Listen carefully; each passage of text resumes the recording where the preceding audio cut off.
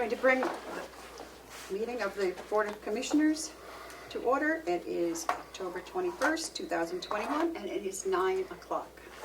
Please join me with the pledge. I pledge allegiance to the flag of the United States of America and to the republic for which it stands, one nation, under God, indivisible, with liberty and justice for all.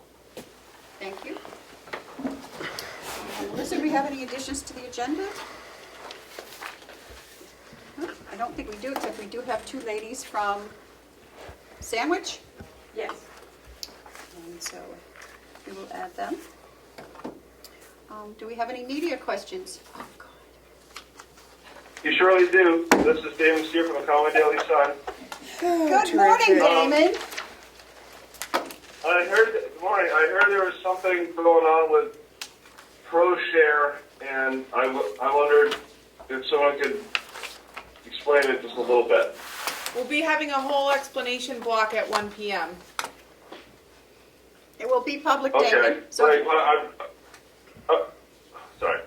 yeah, it'll be public in our public meeting, so if you'd like to rejoin us at 1, we'd be happy to have you. Yeah, I'm just trying to sort of plan my day, and it would just be helpful to know a little bit about the situation. Is it affecting this budget, or is it going to affect the budget in the next cycle? We're going to go through all of that with the finance director, the person who creates our ProShare form, and the representative from the state, Henry Littman, at 1. So I would suggest you tune in at 1. Okay. All right. I'll see what I can do. Thank you, Damon. Okay. Any public input? That's us. I'm Julie Dolan. I'm the chairman of the Broadband Advisory Committee in Sandwich. I've come to you by Zoom a few times, telling you about our broadband project in Sandwich. As you know, we have no internet capabilities in that town. All we have is DSL. Our service is abominable. And so we finally entered into an agreement, which I sent you a copy of with New Hampshire Broadband, which is a non-profit subsidiary of New Hampshire Electric Co-op. They're in our town already, mapping out poles and getting ready to hook us up with fiber optic broadband. That project is estimated to cost about $3.6 million. I told you previously that we've applied for numerous grants and federal funding. We recently learned that we were awarded an $840,000 grant from the Northern Border Regional Commission, which will go towards our project. I had previously told you that we would love to be included in some of the county Arpa funding to help with this project, since, as I mentioned and showed you before, we are certainly the internet neediest town in the county. And so I've sent you letters previously and documentation on all this. And we really didn't have a figure to give you. We were looking for anything that could be used from ARPA funding, which is certainly one of the sources, or one of the uses for ARPA funding that's a legal use of those funds. I know the work is still being laid out as to how those funds are to be spent. But now we've come up with a set figure which we feel will help us make sure that our whole town is wired. About 15% of our town is not served by co-op. They're served by Eversource. And so we'd really like to make sure that all of our citizens have availability for this service. And we've estimated that cost to be around $500,000. So we've updated our request to you for that amount. And I think, let me turn it over to our chairman of our select board, Joanne Haight. Good morning. I'm Joanne Haight, currently serving as the chair of the select board. I also hold a seat on the New Hampshire Municipal Association, so well acquainted with the confusion about these funds, the lack of clarity. But we have a project that we believe is an acceptable funding source for these projects. And we very, very much suffer in our town from a unique situation of very bad internet service. And it's really a quality of life issue: education, healthcare, communication. And this technology that you're sitting in this room enjoying is not possible in the town of Sandwich. And we're just looking to make this possible and appreciate your consideration. Commissioner Flash, you're our broadband person. So, Any questions? Or? I do. How many residents are unserved with broadband right now in Our Sandwich? population, our full-time population is about 1350, but we estimate that it at least triples, probably quadruples in the summer. We have a heavy summer population because of Squam Lake. We have a lot of properties on Squam Lake. Sure. Well, and with COVID, the 1350, just based on the increases at the transfer station, we do believe we have many more residents that are in occupancy much longer than the traditional July 4th to Columbus Day. And So with the registrations on the voter rolls, how many? just about 1,200 About voters. 1,200, okay. And of those, how many are not served with broadband? Well, Would be that's- 25 feet. Yeah, there's not a specific answer to that question, because I pay a significant amount of money to a well-known company that I'm not going to mention, and my internet's down probably 40 to 50% of the time, or I'm not able to conduct business in a way that I can work from home. So theoretically, I have broadband, it's just not fully functional. And that's the case across our town. Now, there are certainly places that it's not an option at all, and they do these satellite programs that are, again, costly and ineffective.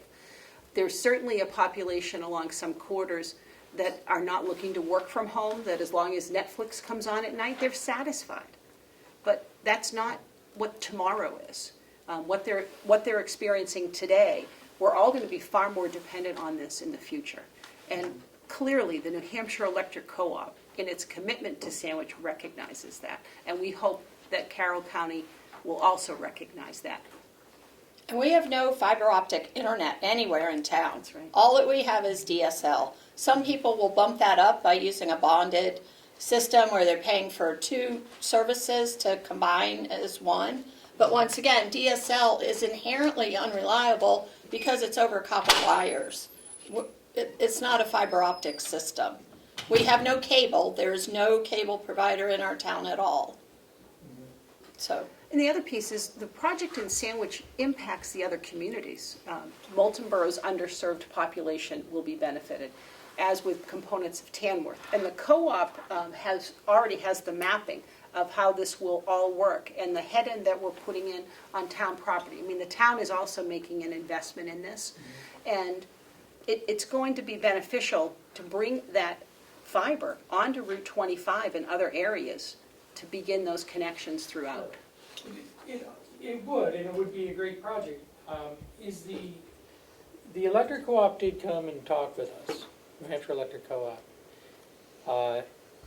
And it sounded as if they're building out the whole town. And is that correct, or? Oh, They'll build, and then they're gonna build at some pretty high speeds, is what it sounded like. And that it's slated to happen pretty quickly. I would think far quicker than a new project could come in and compete with them.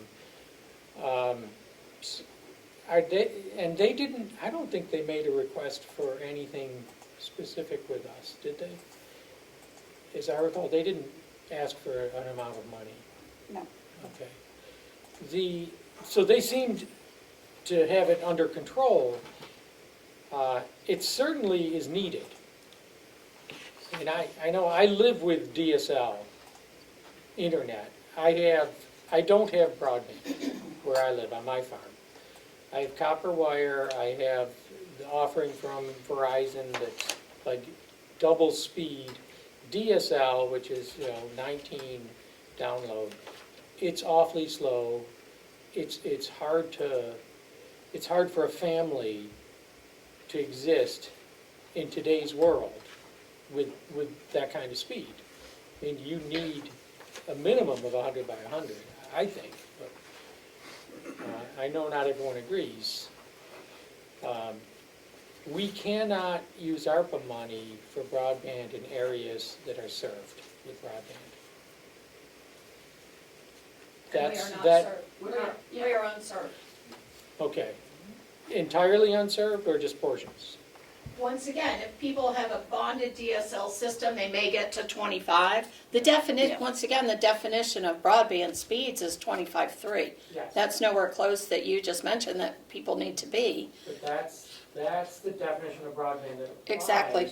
to the use of ARPA funds. From what we have found in our research, once again, going by FCC mapping or Consolidated Communications mapping, you're going to get a totally different answer. We found that less than 10% of our population can reach 25.3. I can only buy 3 where I am. That's the most I can buy. I get 1 if I'm lucky. So once again, I'm the normal. The 25.3 is less than 10% of our population. And once again, it's unreliable service. That's not a constant. So, I think we're in agreement. Yeah. I hear what you're saying.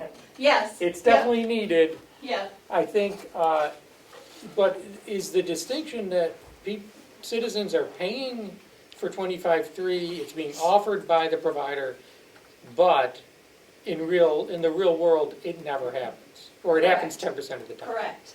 Yes. So you have a 25.3 option available to purchase, it's not being delivered. Only, once again, that's only in that 10% of population that can buy that service, Mhm. but they don't get that service. So no, it's definitely not offered in town. We have 7, 15, or I think it's 3, 7, or 15 is what we can purchase in Sandwich. Some people Who's the provider? consolidated. And once again, people can buy a double line, so theoretically they could, Consolidated could promise that they'll get 30. They never do. Once again, the levels of service are 3, 7, 15. Okay. So no, we do not have anyone that could just buy 25. You can't even buy that in our town. Our firehouse, which is in the center of town, was not able to connect at all, and we worked with that particular provider, not to a level. We moved to a line of sight system in hopes of being able to do some relays, and finally hobbed together enough that our fire department is able to access their reports and their processing that they need online. Have you, has Sandwich voted to join the planning committee? Was that on your warrant this past year? We did not put it on the warrant because, once again, we're active members of the Carroll County Broadband Committee. Myself and Leo Dwyer, a previous selectman, are the representatives on that committee. They haven't met since COVID, basically. We have, we're willing to join their communication district, but once again, it puts us so far out in the timeline as to what our need is versus what their timeline looks like. We know what they're doing, and we're happy to help in any way we can. In my opinion, the best help would be to get them talking to New Hampshire Broadband. I think that would be a great way for the Carroll County Broadband Committee to go. And I know they've been approached by New Hampshire Broadband, but I don't think there's been any movement in that direction. You're the vice chairman. Do you know if there's any?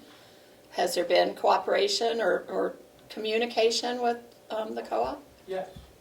And Yes, there is. Also, there's active plan to put together the planning committee. There's a bunch of communities. I don't have the final count now, but there would be a planning committee, hopefully, and the goal would be to put bylaws together in time to make it to next year's warrant articles for all the town meetings that are interested, for the towns that are interested. But that's just forming a communications district, or for? Yeah, for the communications district. It does take time, I know that. Exactly. Are there specifics on what you'd propose to do with the $500,000? We would propose to pay for our North Sandwich residents who are on Eversource, that aren't served by co-op, whose wires don't naturally go to those homes as it is. And what would you do specifically? Is there a specific? We plan? would How pay you that spend money the to New Hampshire Broadband to have them string wires to those customers. But once again, New Hampshire Broadband obviously is moving forward on the project. But their estimate, and they're looking at the bigger picture, I would assume, I can't speak for them, I'm not with their company. But I believe their bigger plan is to bring broadband to all of their electric customers, which is approximately 85,000 customers in New Hampshire. I think they estimate that that's going to cost about $150 million. I don't think a new company, a nonprofit company, is going to be able to supply the amount of funding that that's going to need. So they're looking for sources of funding. And once again, with money coming with Arpa funding and hopefully with an infrastructure bill, there will be money for those projects. But all those obviously still need to be paid for. It's still government funding, which is a difficult theory to think about. And did Sandwich put its ARPA money towards? We are, yes, yes. Yep. And you'll be putting it toward, so are you having conversations with the provider at this point? Yes, we The have providers in town Yeah, we have already a memo of doing mapping. understanding. We've working through the easement on a piece of town property on Route 25 for the head end system, because without that infrastructure, this project can't. So we're moving ahead. We're ready. We began this in 2019 before COVID. Right. Because we understood even then that our town was underserved, and uniquely so, not only in Carroll County, but all of New Hampshire. So I understand and appreciate what other organizations are doing, but we're ready today, and that's really what these funds are. This can be done by 22 without delay. We have the commitment of a company, and the co-op is recognizing, just as it did in the 30s, in putting electricity in rural areas, that today the issue is broadband. They are, and it is. It is. It's a different, it's competitive, so it's a different financial structure. I mean, the electric co-ops in the 30s were monopolies. I mean, they were regulated monopolies. But it really isn't so competitive because there's no competition and there's no impetus, there's no financial gain for any private company to come in and run internet in a town with the population density, the low population density that we have. There is no competition to get that done. Obviously, if that had happened, we would have had cable or something else by now. And when we went through the There is no- RFP process, We there was a lot of silence. Exactly. Did you get responses on the RFP? We got 3 responses. Did you award any of them? Did you issue an award? No, one was, both of them, the prices, at that point, we were looking at the bonding structure like most towns have done, like Chesterfield did. And all of the projects came in so expensive that they weren't going to be something we were going to be able to afford on our $3 million a year budget in town. What was the lowest? The lowest price was 2.2 million. That was from Consolidated. And then COVID hit. And then we were awarded CARES funding that we applied for immediately once that funding was released from the governor. We were awarded 2.2 million and went back to Consolidated and said, okay, we have 2.2 million, we're ready to go. And they said, oh, well, no, now it's going to be $4 million. So, yes, because once again, there were labor shortages, there were COVID protocols, there were all sorts of issues going forward with their construction plan. There were fiber shortages, so they weren't able to do the project on what they had previously said. Did the electric co-op respond to the RFP? They did not, because they weren't a broadband company at that time. That was a whole different tack of ours, was to keep pestering the co-op to please get into broadband. This would be a great business for you. It's a natural. You've got the poles, you've got the wires. You can just string fiber there. And so we had talked to some companies that were interested in dealing with co-ops, and they do that in other parts of the country. But there were arguments about whether they would run in the electric space or the communication space. So utilities are pretty conservative companies. Yes. Does the co-op own the poles? They own some of them, not all of them. It's a mix of Eversource and Consolidated. But So Consolidated owns some of the poles? yes, Yes. but there's cooperation in terms of this process. And that's probably what you're gonna, I could be here all morning asking questions. I know, well, obviously, there's legal agreements that they have to share space on the Yeah. polls, yeah. You need a lot of information to just $500,000. Sari would like to ask the question. So it's more of a comment, which is that we've been given guidance about how we have to structure our awards of money. So we've come up with a plan, we'll be awarding them, but they're not by project if it's to another entity. There'll be grant awards in a specific amount, and we had put it out there on our website, but we didn't take out a newspaper ad. I think we're moving in that direction to make sure it's fair for any nonprofit in any town making a request. And there'll be an application coming. We had asked people to submit letters, but it seems that if we're going to award money, the Treasury's going to want to see an actual grant application. So we're in the process of creating an application. Sandwich will be able to put in for that, and they'll be considered just like everybody else in the awards of the grants. So It won't come in specifically in the amount you're asking for unless that's one of the grant categories that we determine once we look at the needs, because it's not project by project. And part of the application involves, when we're doling out funding, is what your Sandwich's losses were for the 2020, the pandemic year. Lost revenue. Some of the application focuses on lost revenue. It also, I know that Coos County said if you received funding from another entity, you were out. So we're gonna have to look at whether or not, if you get money from, like, let's say the Northern Communications Grant, if that, right, if that prohibits it, we have to, those are all things we have to look into. It does look like it, under the grant provisions, that may be an issue. So, you know, we're in the very early stages. We didn't realize that there would be such stringent reporting when we then took money and gave it to another entity. But essentially what the federal government has done is said, has tasked the county with being in charge of the micromanaging of how you're spending the funding, which was clever of them because they don't need people to hire people to do that. They've passed and shifted that burden to the counties by giving us the money. Very clever of the federal government, but it's going to mean more stringent reporting requirements for us. So the application will ask for all of that information, and then my assumption is that you will get a letter back either awarding you one of our grants or saying this is why you weren't awarded one. So that's what's left in the process.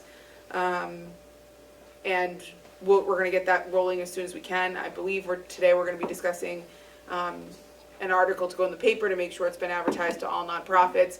So we had originally said we would shut down, I think, the last day of September. We're going to have to open it back up for a period, so there's going to be waiting period. I don't know, we've only received a portion of our money, so we've set aside a certain amount of money for nonprofits. I don't know when that distribution will happen. I've been telling people who have applied, I would not expect to see it in 2021. I mean, we're in at the end of October of 2021. We have to reopen it up. We have to go through all these applications. We have to decide what funding amounts will be appropriate for grants. So I would estimate that nonprofits shouldn't expect to see it until probably this time in 2022. So I know I only bring that up because you mentioned being the quickest route. Ours is gonna, we're gonna be in somewhat of a slowdown now with how we're handing out the money. So just. but you have a commitment Yeah. before that time, before the disbursement. Yes, I don't know when that will be, and I would never want to guess because I don't want nonprofits to be counting on it when we don't know. We don't know who will get the awards. It's way too far in the beginning of that process for us to know. And the rules of the Treasury are not even fully out. The Treasury may say, in addition, if you give your funds, if you shift your funds to the town of Sandwich, you have to do X, Y, and Z. We have no idea what the final rules are going to say. So we're not going to start handing out money, I would assume, until the federal rules have come down because we need to know what they're going to say about nonprofits and the like. So because we have to start the application process over, you're restarting your timelines. So it will not be quick. Can I speak to a couple of your points, Commissioner? Thank you for bringing this up. We have been in touch with Northern Borders, and Northern Border Regional Commission is actually one of the federally funded grant groups that money can be spent with other federal funding, because we had to check that before we decided to commit our town ARPA funding to that. So NBRC is money that can be used with other ARPA funding. So that should be okay. And the timeline, once again, I don't feel is a real issue, other than we would like to get this application before you, this application process, as I've come in twice before with no set amount for you. Now we have a more set amount, and so I just wanted to update that for you. But that's once again, the project will be finished. It's just that I believe New Hampshire Broadband has a bigger plan, which could be so beneficial for the county and the rest of the state. So, but that will depend on funding. They can't fund the whole thing by themselves. So there's going to have to be input from other players. So I think everybody's got to have some skin in the game if they want to get this done. So, thank you. Chair? Yes. Just like one observation. The state of New Hampshire has a large grant program that is getting underway. We don't know the details yet. And a lot of people are kind of waiting to see what that's going to look like. Yeah, we're watching it closely as well. Okay. Yes. And the guidance we've gotten is, I'll just be frank about it, the guidance we've gotten is go a little slow on spending money on broadband projects, because there's this huge pot of money at the state level that will become available. And wait and see how that looks, so. Well, once again, it's hard for I us to know. wait and see I know. because we can't. I know. Once again, we can't live in the. But you're asking us to spend $500,000 on sending this money to Sandwich, and if we do that, and then these grants come down that give broadband, we've cut off the Gibson Center, or RSV, or 68 Hours of Hunger, or any of the nursery schools that have contacted us, Health Coalition.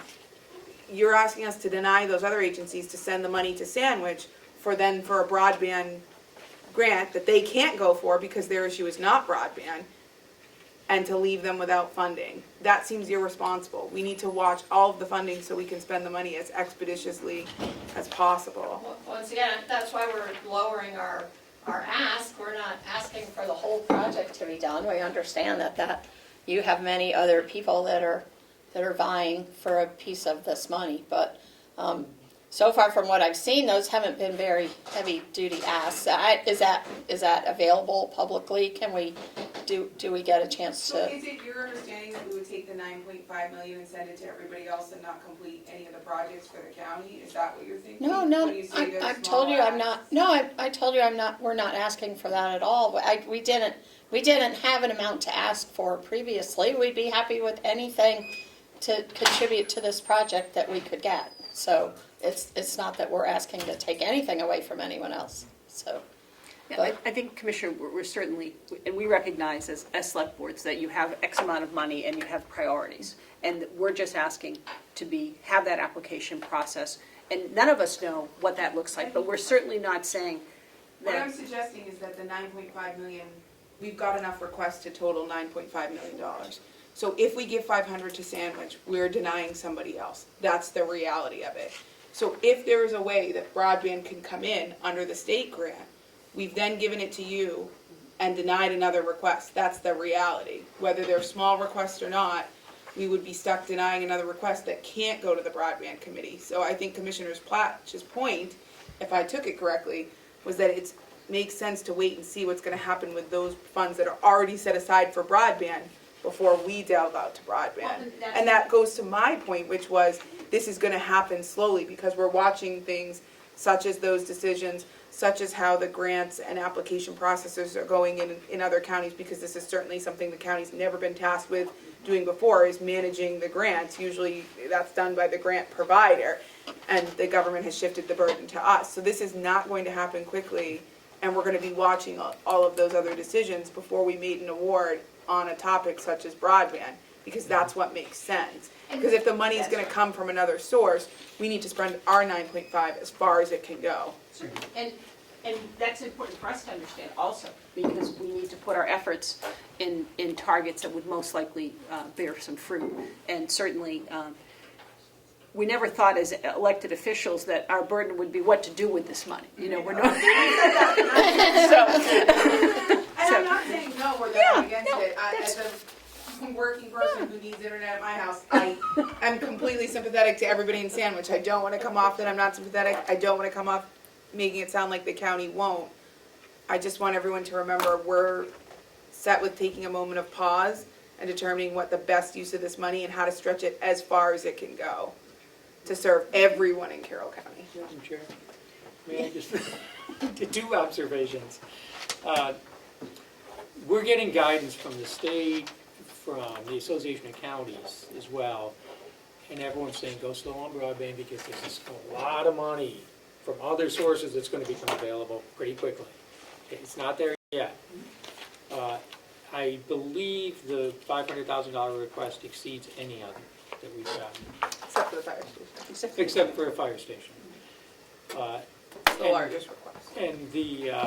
And it exceeds it by a lot. Most nonprofits are not getting close to that. So, and you know, if you divide that by the number of actual households that it would serve, it's a lot per household. It comes in at a lot, a pretty good number per household. So, just some things to think about. Yeah. Well, we're grateful for your time and certainly respect the job that you have before you. Thank you. It's not, Yeah, we're having the same issue trying to figure out the rules and regulations of it. I don't think anyone's going to be happy with us. It's daunting. This is not an adversarial process in Yeah. any way. But there's some confusion or lack of clarity.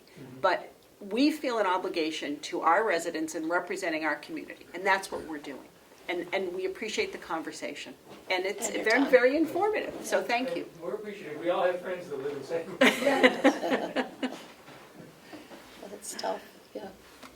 Thank you very And I much. know you have other business to do. And we should have that new application out shortly.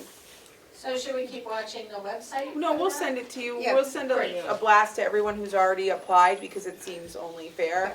And we'll let you know, here's the application, here are the parameters. But as you read the guidelines, what we need to submit to the Treasury with every award is different based on who's asking for the money, why they're asking for the money. So we need to make sure that we're gathering all of the correct supporting documentations for when we do make an award. And we're gonna go slow on that because obviously we wouldn't wanna make an award that wasn't allowed by the Treasury or that we didn't have the supporting documentation for this allowed expense.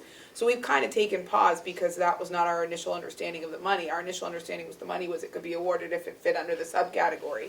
Now the guidance is they've tasked us with going and ensuring all of the proper documentation is supported when we submit to the Treasury. So I think that's gonna, by its nature, that's bureaucracy that's gonna make our awards take longer to hand out. It just is. Yep. Thank you so much. Thank you. Good to see you, Joanne, Nice to see you. and good to see you in person. Thank you. Thank you for coming, though. Thanks. Thank you, yes.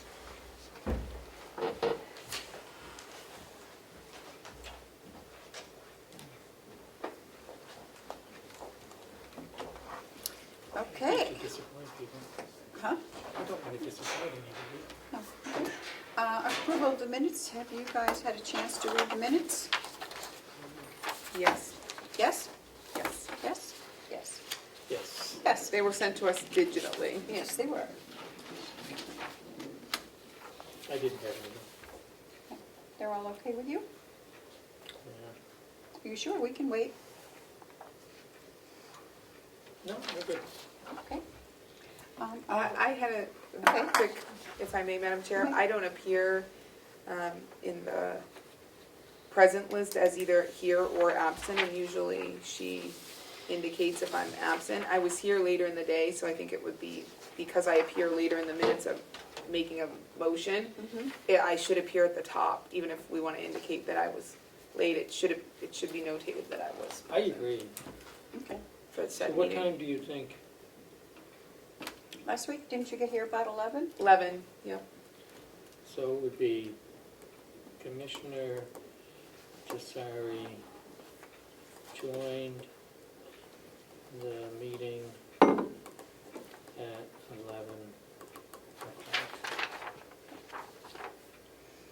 Shall we make a motion to accept with that amendment? Yes, I'd like to make a motion to accept that amendment. I wrote it out. Okay. Commissioner Jasari joined the meeting at 11. Okay. Seconded, Madam Chair. All those in favor say aye. Aye. Aye. So we'll give this to Melissa. And we voted to approve it with that amendment. Yes. And I believe the other thing we need to vote on real quick is Commissioner Tesari as clerk had to sign the MS 46. 46 or 45? 46 probably. 46? Okay. I thought it was 45. Was it? I think it was I don't 46. know. You should know, Joe. Well, let's do it this way, 45 and/or 46. Yes. Just a point of information, Madam Chair. The exact time that Commissioner Tesari entered was 12:36. Oh, okay. Oh, because we were in recess when I That's right. actually entered. I was in the building at 11, Okay, but you guys were in recess. Just for the sake of accuracy. okay. I changed it to exactly 12:36. Great, After the recess. great. Okay. As we mentioned for the general public, as the clerk, I signed an MS 45 or 46 this morning, as finance needed to get it submitted. So I make a motion that we approve said document that I've Seconded. signed. All those in favor say aye. Aye. Aye. Okay. So minutes are done.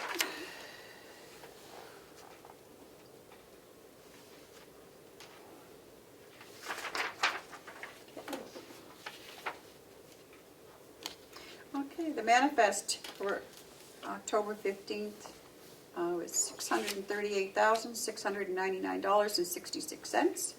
Payroll was, for 10/22, will be $271,828.98. And, Joe, are you going to be here for a while, or? I'm going to be here for a while, yeah. Okay. Not too Then- long, but Okay, well, why don't we Skip to. skip to Sean so that he can get back to work? Not that we, you know what I mean. I got you, ma'am. Okay. Good morning. Good morning. So I come before you today with the projected budget for 2022. I have to quickly just announce that there is a small typo in my initial letter that I sent you with projected numbers, because there was last week came across with a percentage of increase for non-union, potential non-union pay raise, so it changed my salary line a little bit, so I just want to give you the updated number overall at the end of for the total budget. It increased it a small amount from what I already had written. So instead of the $3,761,631, it's actually going to be $3,785,736. It's on your dues, So, It's on yeah, this. yeah, it's on Yeah. that, but in the letter that I initially sent, I didn't make the change in that letter, and I apologize for that, I just noticed it. So, the projected budget for 2022 over 2021 does have a small increase of 1.09%.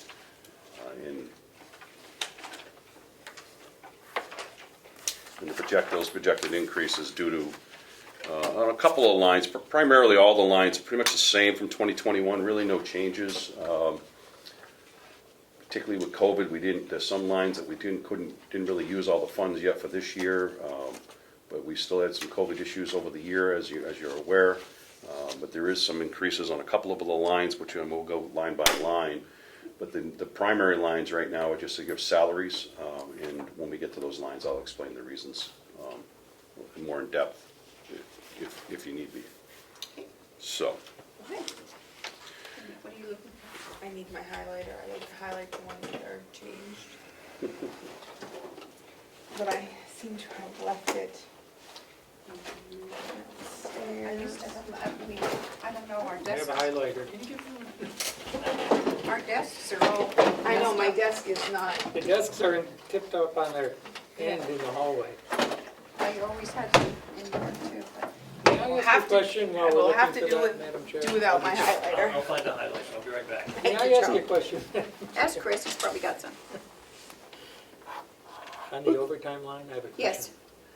So, you've spent, it looks like 16.5 so far on overtime. Is that up to date? Is that current? no, that is not current. Okay. We're actually higher than that. currently on overtime. That's from August. And that overtime covers non-medical, obviously. Oh, yeah, no, yeah, we don't pay for any nursing salaries, so. Had you included that in Yeah. that overtime line previously? No, that was Okay. based off a nurse's salary directly. From Okay. previous, based So, on, okay. based on what I have found, from previous budgets. This is, Yeah. So the overtime. The overtime line- 34,000 that's in the overtime line was never intended for medical staff. no. No. It was- Okay. No, in the budget justification line, it covers all vacation, sick leaves, staff's training days. If it creates an overtime for those reasons, of course, callbacks, emergency medical emergencies, things like that. There's things that are covered, also outlined under the CBA, the collective bargaining agreement as well. So yeah, we're looking at 34,000. There's no change on that. I can tell you this, like I said, the numbers that are for usage there are August. Those are not accurate numbers. On the medical emergencies, is that when an inmate has to be taken to a hospital? So I can do a hospital, maybe have to be admitted to the hospital. Now we need to put staff coverage at the hospital. Security needs to go with, Yep.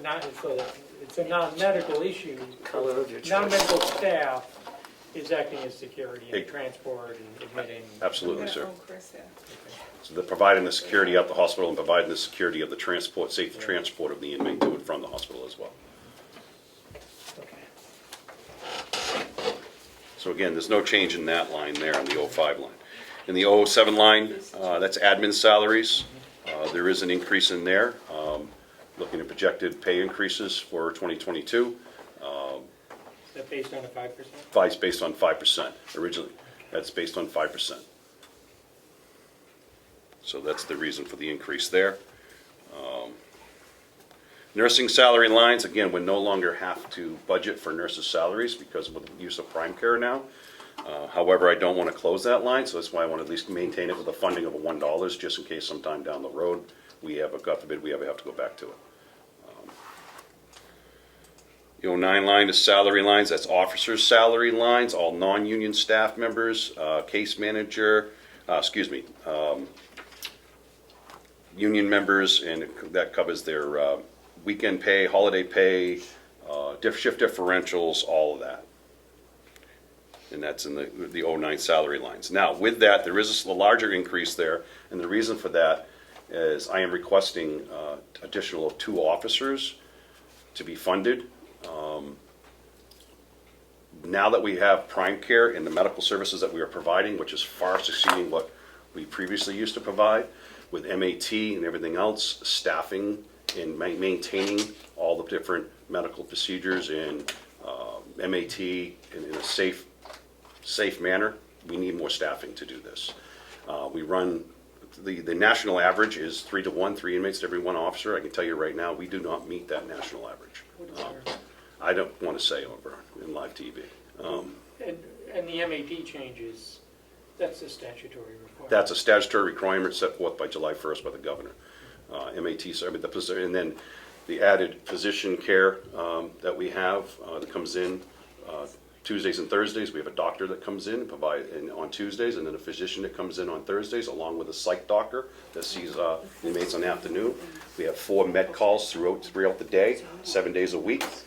We have sick call that goes on daily, which officers need to be present during this time. You just can't have inmates in the medical department just with a nurse for safety and security reasons. You gotta remember, these nurses are civilians that come in, and there's a lot of items in the medical department that can create a safety and security issue if, God forbid, they ever come up missing or whichever.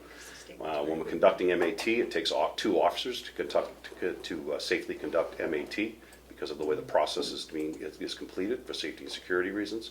So the request of 2 officers, that means based on the way our shifts work, it's 1 officer per shift over the 2-day shift positions, shifts that the way they're conducted. So it's just basically 1 officer per day shift, and with this 2-day shift swings, because of the way that, like I said, 1 day shift's on, the other day shift's off. So that's why I'm looking for 2 officers at 7 days a week. So that's what the increase of cost there for the salaries, for the officer salary lines. Their rate of pays is all part of the collective bargaining agreement. The percentage of their step increases is all part of the already negotiated through the CBA. So all those funds are added into that line as well. So anything that's covered under the CBA. Social Security, there's actually a decrease in that. And the reason for the decrease in the Social Security, we no longer have to have the nursing staff, the 4 nurses that we're paying into the Social Security, because they weren't Group 2. Only people that are outside of Group 2 pay into Social Security, the Group 2 retirement. So the nurses that we no longer have to employ are not, basically not, no funds need to be submitted for them. So there's a decrease there. So it's 18,126, where last year we budgeted at 26,085. The retirement, there's an increase there in the retirement. All Group 2 members, that's what that retirement system is for. Adding the 2 new officers creates an increase. Adding a pay increase to the non-union members at 5%, that increases retirement as well, because that's based on a percentage of your base salary of what goes in there, 11.5%, I believe it is. Were the nurses getting retirement too? They were getting Group 1. So does this reflect that we subtracted the nurses but added Yes. the new people Yes. and then the raises? Yes. Okay, so but it does account for the taking away of the medical. Yes, it does, staff. ma'am. Yes, it does. So the increase there, again, it's went from 582,575 to 639,376. Education and training, we've increased that by 2,000. Last year we budgeted for 10,000. We increased it to 12,000. Excuse me. We now have our high-set teacher, and also we're doing high-set testing in-house. So there's a cost for that. So that's why there's a small increase there of $2,000. We have to pay for their high-set testing. Currently, we have 4 people getting ready to test already. So high-set GED, it's a great service, and that's what a lot of that education in their in any training behind that. Yes. So I don't care. I think that that's good. I would never decrease an education and training line, me, myself. But I'm putting on my delegation hat for a moment that I don't possess because I would never do that job, nor do I like the way they do it. But anyways, I digress. I would assume one of them may ask you, now this says this is the number from August, but as of August, which is halfway through the year, more than halfway through the year, you'd only use $1,500, but you're asking to increase that line by $2,000. That's a question that's We just took on our high-set teacher. We didn't have a high-set instructor, and she just came aboard with us in the last month and a half. So we have to pay her salary. It's based on that, and because under COVID, we just stopped. We stopped doing it. So that money was just sitting there, and we weren't utilizing any of the other training that falls under that line because of COVID as well. So that's why that fund is so low right now. So when you go to present your budget, is this what will be reported, the August 31st numbers, or will September. they'll get September Yeah, numbers? they're required to get through September. So do you think that number will change? When did she come in? Early part of August. But this also covers the training for officers training and all this other stuff that we haven't sent a lot of people for, and that line is, we just paid for 2 officers to attend a class. Training and education got hit Yep. last year in the round of Yep. budget, so, Yep. and this is an increase to that line, so I would be prepared for, I don't personally care, I think it's great. Yep. But I would be prepared, I would star that one and be prepared to hit it Okay. hard, because I would assume you'll get some Okay. pushback. Again, a lot of that is COVID driven and not having the instructor on board for the 10 months out of the year so far. And like I said, she just came aboard 1 month and a half, 2 months ago. But yes. Any other question on that one? Medicare,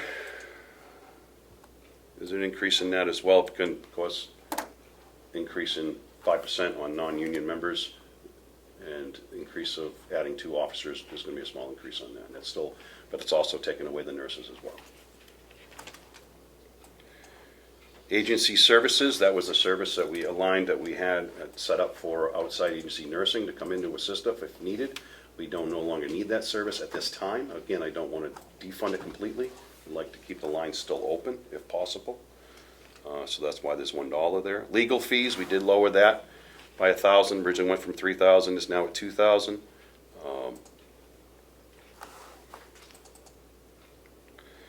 Medical services, now you'll see that there's a large increase in that.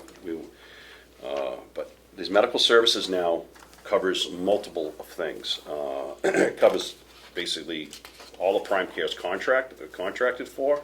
That contract right now, remember the exact numbers off the top of my head, I believe was for $594,785.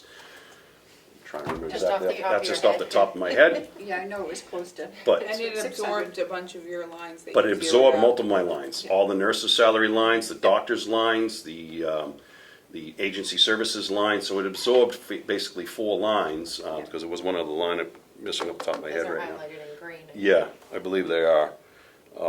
Yes, they are. The nurses' salaries, agency services, medical doctor, and again, the medical services and supplies. It was 400,000 anyway. Yeah, so it absorbed all of that, and is also by contract, and our contract with Prime Care runs from May to May.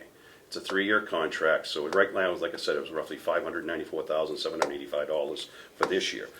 But that's going to be also looking at anywhere between a 3 to a 5% increase year to year. So that's budgeted with a 5% increase. That's what I went with 5%. Based on inflation across the board where everything's going, I'm leaning that's going to be a good enough percentage to go with.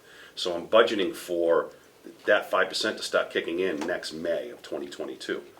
This is the way their contract is, the way we signed it into place.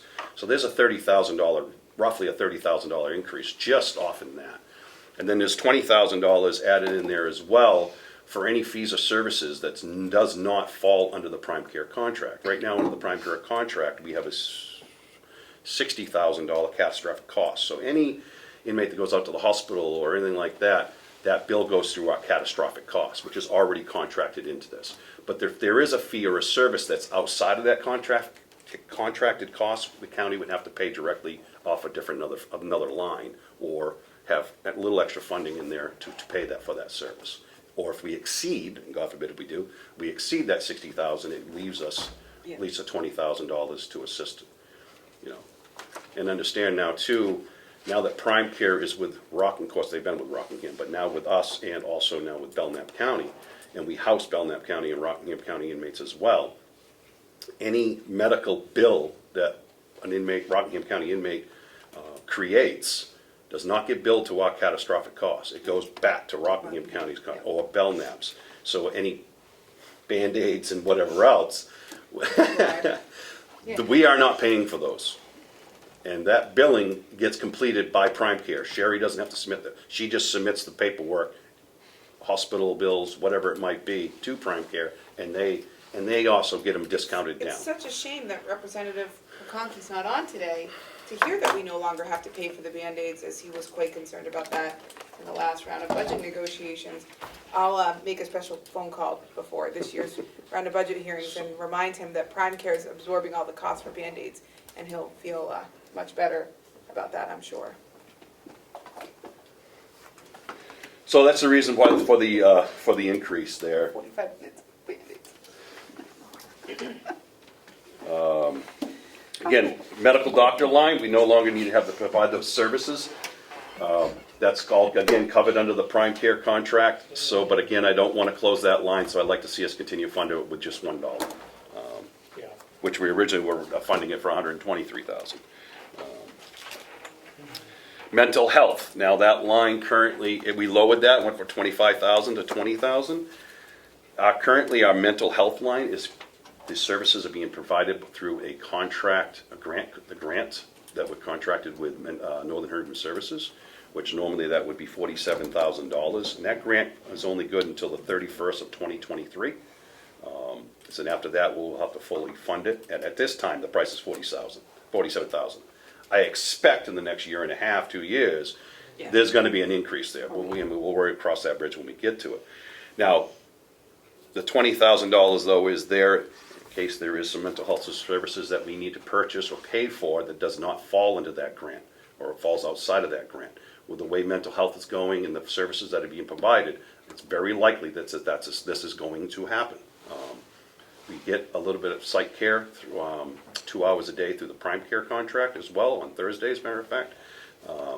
Can we join? I was gonna say, As a group, right? as a group, yeah. We need group counseling. But and we currently, like I said, we also have case managers and people in-house that can help provide a lot of services. However, the way the direction of mental health care is going, we will be, there'll be other fees and services that we'll be able to provide, and that's what that line would be for. Inmate programming, slight increase in the inmate program of $2,000. It went from $14,000 to $16,000. And again, that's under the high set communications and trust programs. We're increasing the trust programs, the high set testing. I misspoke on that other line with the high set too. A lot of it comes out of here, not that other line. That was my mistake, and I'd like to correct that. That training and education and training, that's all officers, staffs and stuff. I apologize. So that's the difference on that, so. But there's still a small increase there. Again, I think Yep. training and Yep. education is never a waste, Yep. but it was a hot topic, if I remember, last year during the budget negotiations. So I just like to make sure our department heads are ready to answer the barrage of questions that may befall on that topic. Again, a lot of it was, the funds that we did not spend is because of COVID, you know. And you can actually see we spent, again, we just started up the high set in June of this year, and the education teachers came in a month and a half, 2 months ago roughly, so. And we haven't conducted any in-house testing yet because we're becoming state certified to do so, but we have a tester that will come in and do it, and there's a fee for that service.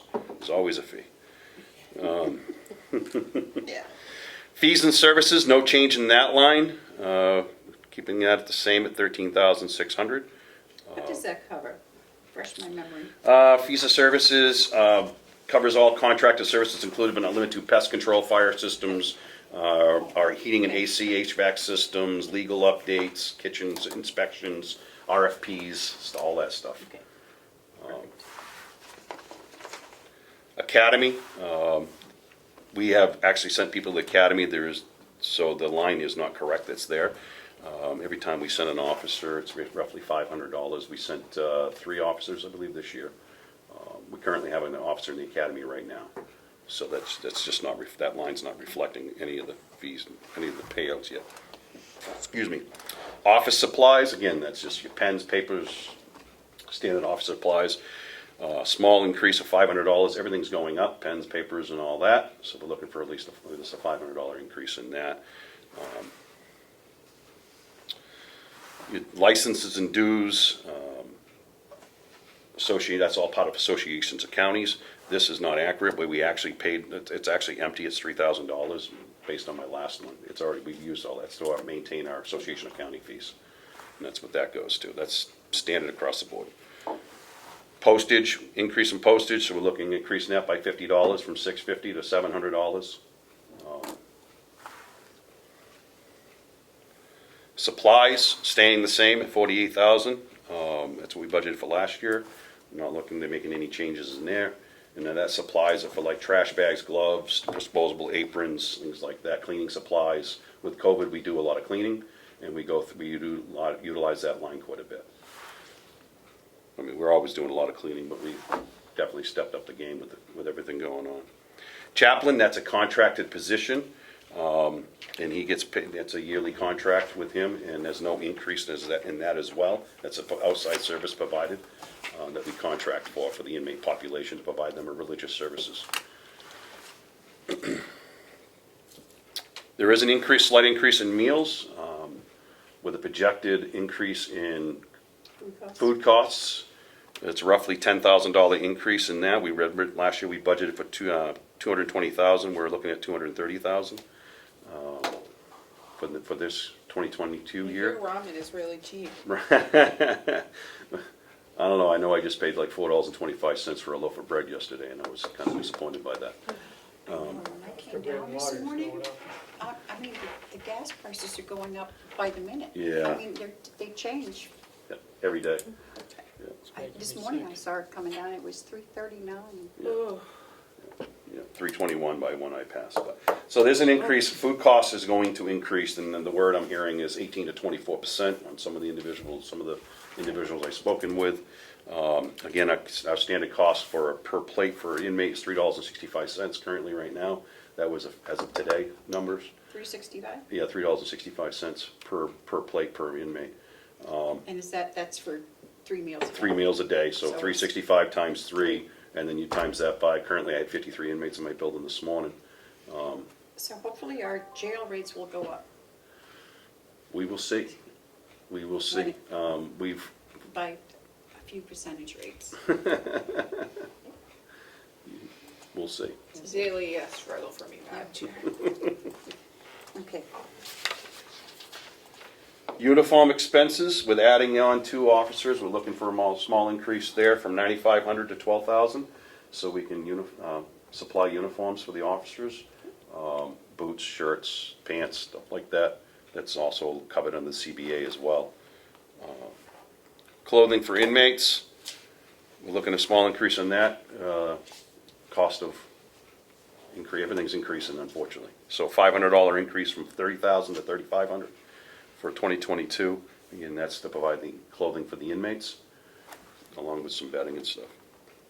Well, inmate bedding's 54, line 54, 054, excuse me. We're actually looking at decreasing that by 500. We have a fairly decent supply of mattresses and stuff like that. Blankets are, we kind of built up some over the couple of years, so we're looking for a small increase this year.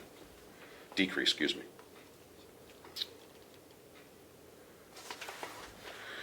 Offender comp, that's the state females where they get paid basically $1.15 per day, but it's also, that rate is included into the rate that we charge them to house them as well. So it kind of, we have to, Wash. it's part of the contract, it's kind of a wash, but we have to put it in the budget line. And that's no change in that. Electronic monitoring, we currently have a couple out on that. We do the electronic monitoring, so that's the fees and service, no Okay. change in that. Can I ask a question about that? My Electronic one? understanding was always that the person was responsible for the cost of monitoring. We pay for the services, they pay it back, so you have to put the money in there to pay for the to Right. get the services It comes started. back in and the as maintain- revenue. But it comes back in as revenue, and it basically, it's a wash. Do we have unfunded liability on that with people who aren't paying their monitoring fees? If they don't, then we bring them back in, if they don't. Got it. Advertising, no change in that, it's $1,000. That's just cost of again, this is cost of RFPs and whatnot. Telephones, there is an increase of $500 on that. There's Marbell wants a little extra money, so. How many of your staff have county phones, Sean? Just our administration staff, so lieutenant, captain, myself, deputy superintendent, and that's it. I remember. No, I'm sorry, and our case manager does too. There's 5.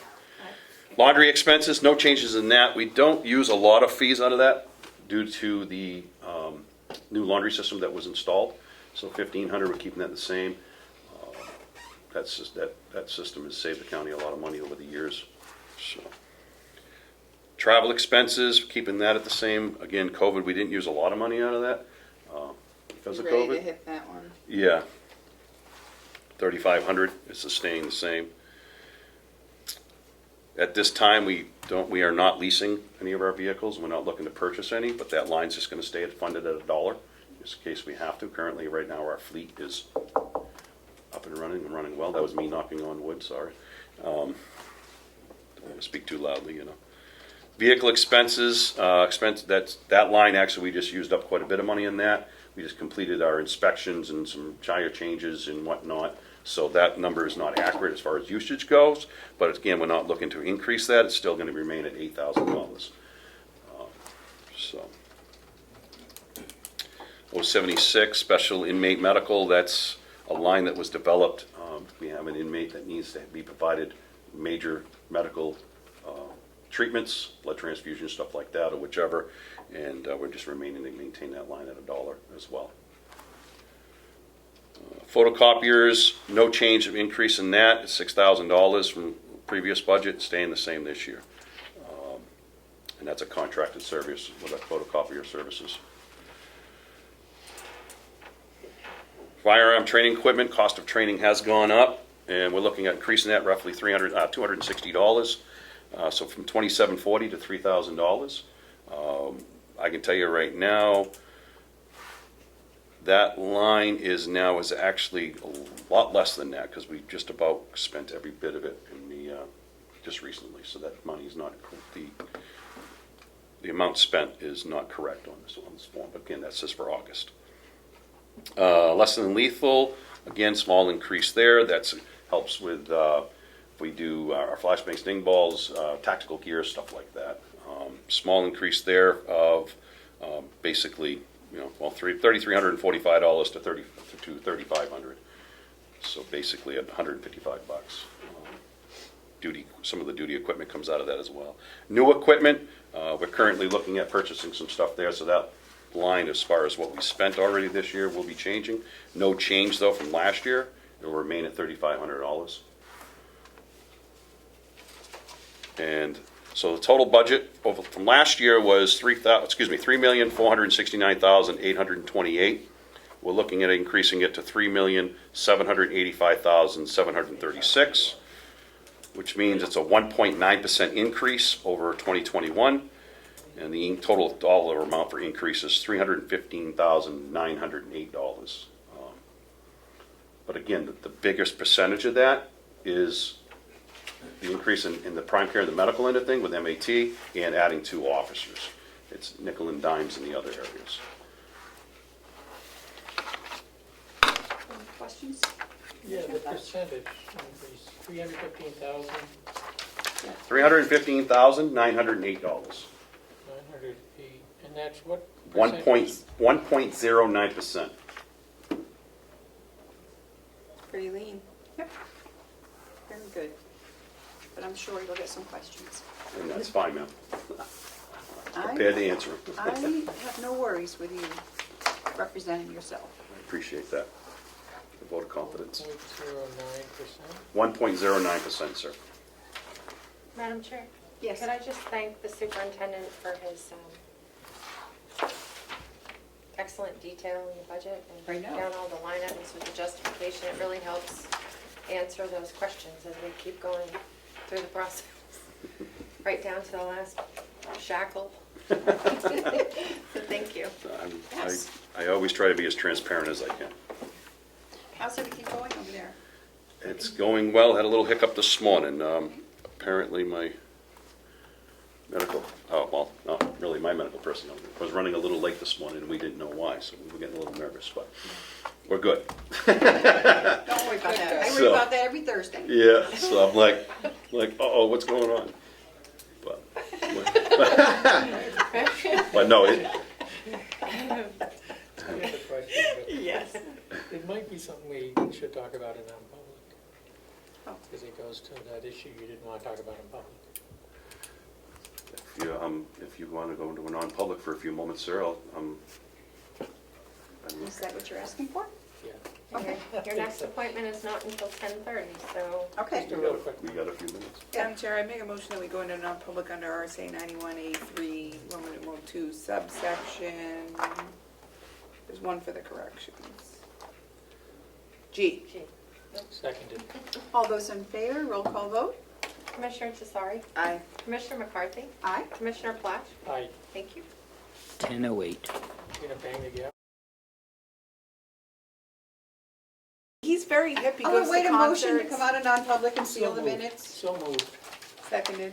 All those in favor say aye. Aye. Aye. 10:39. 10:39. Good morning. Good morning. Okay, Good morning. the floor is yours. Thanks. I'm Klaus Telemark. I think I've met many, if not all of you before. The County Office Administrator for Cooperative Extension in Carroll County. I submitted our budget and want to just present that to you this morning. So our budget request for fiscal year 2022 this year is $292,049. That represents a 1.2% increase over our 2021 budget, which essentially includes a consumer price index adjustment.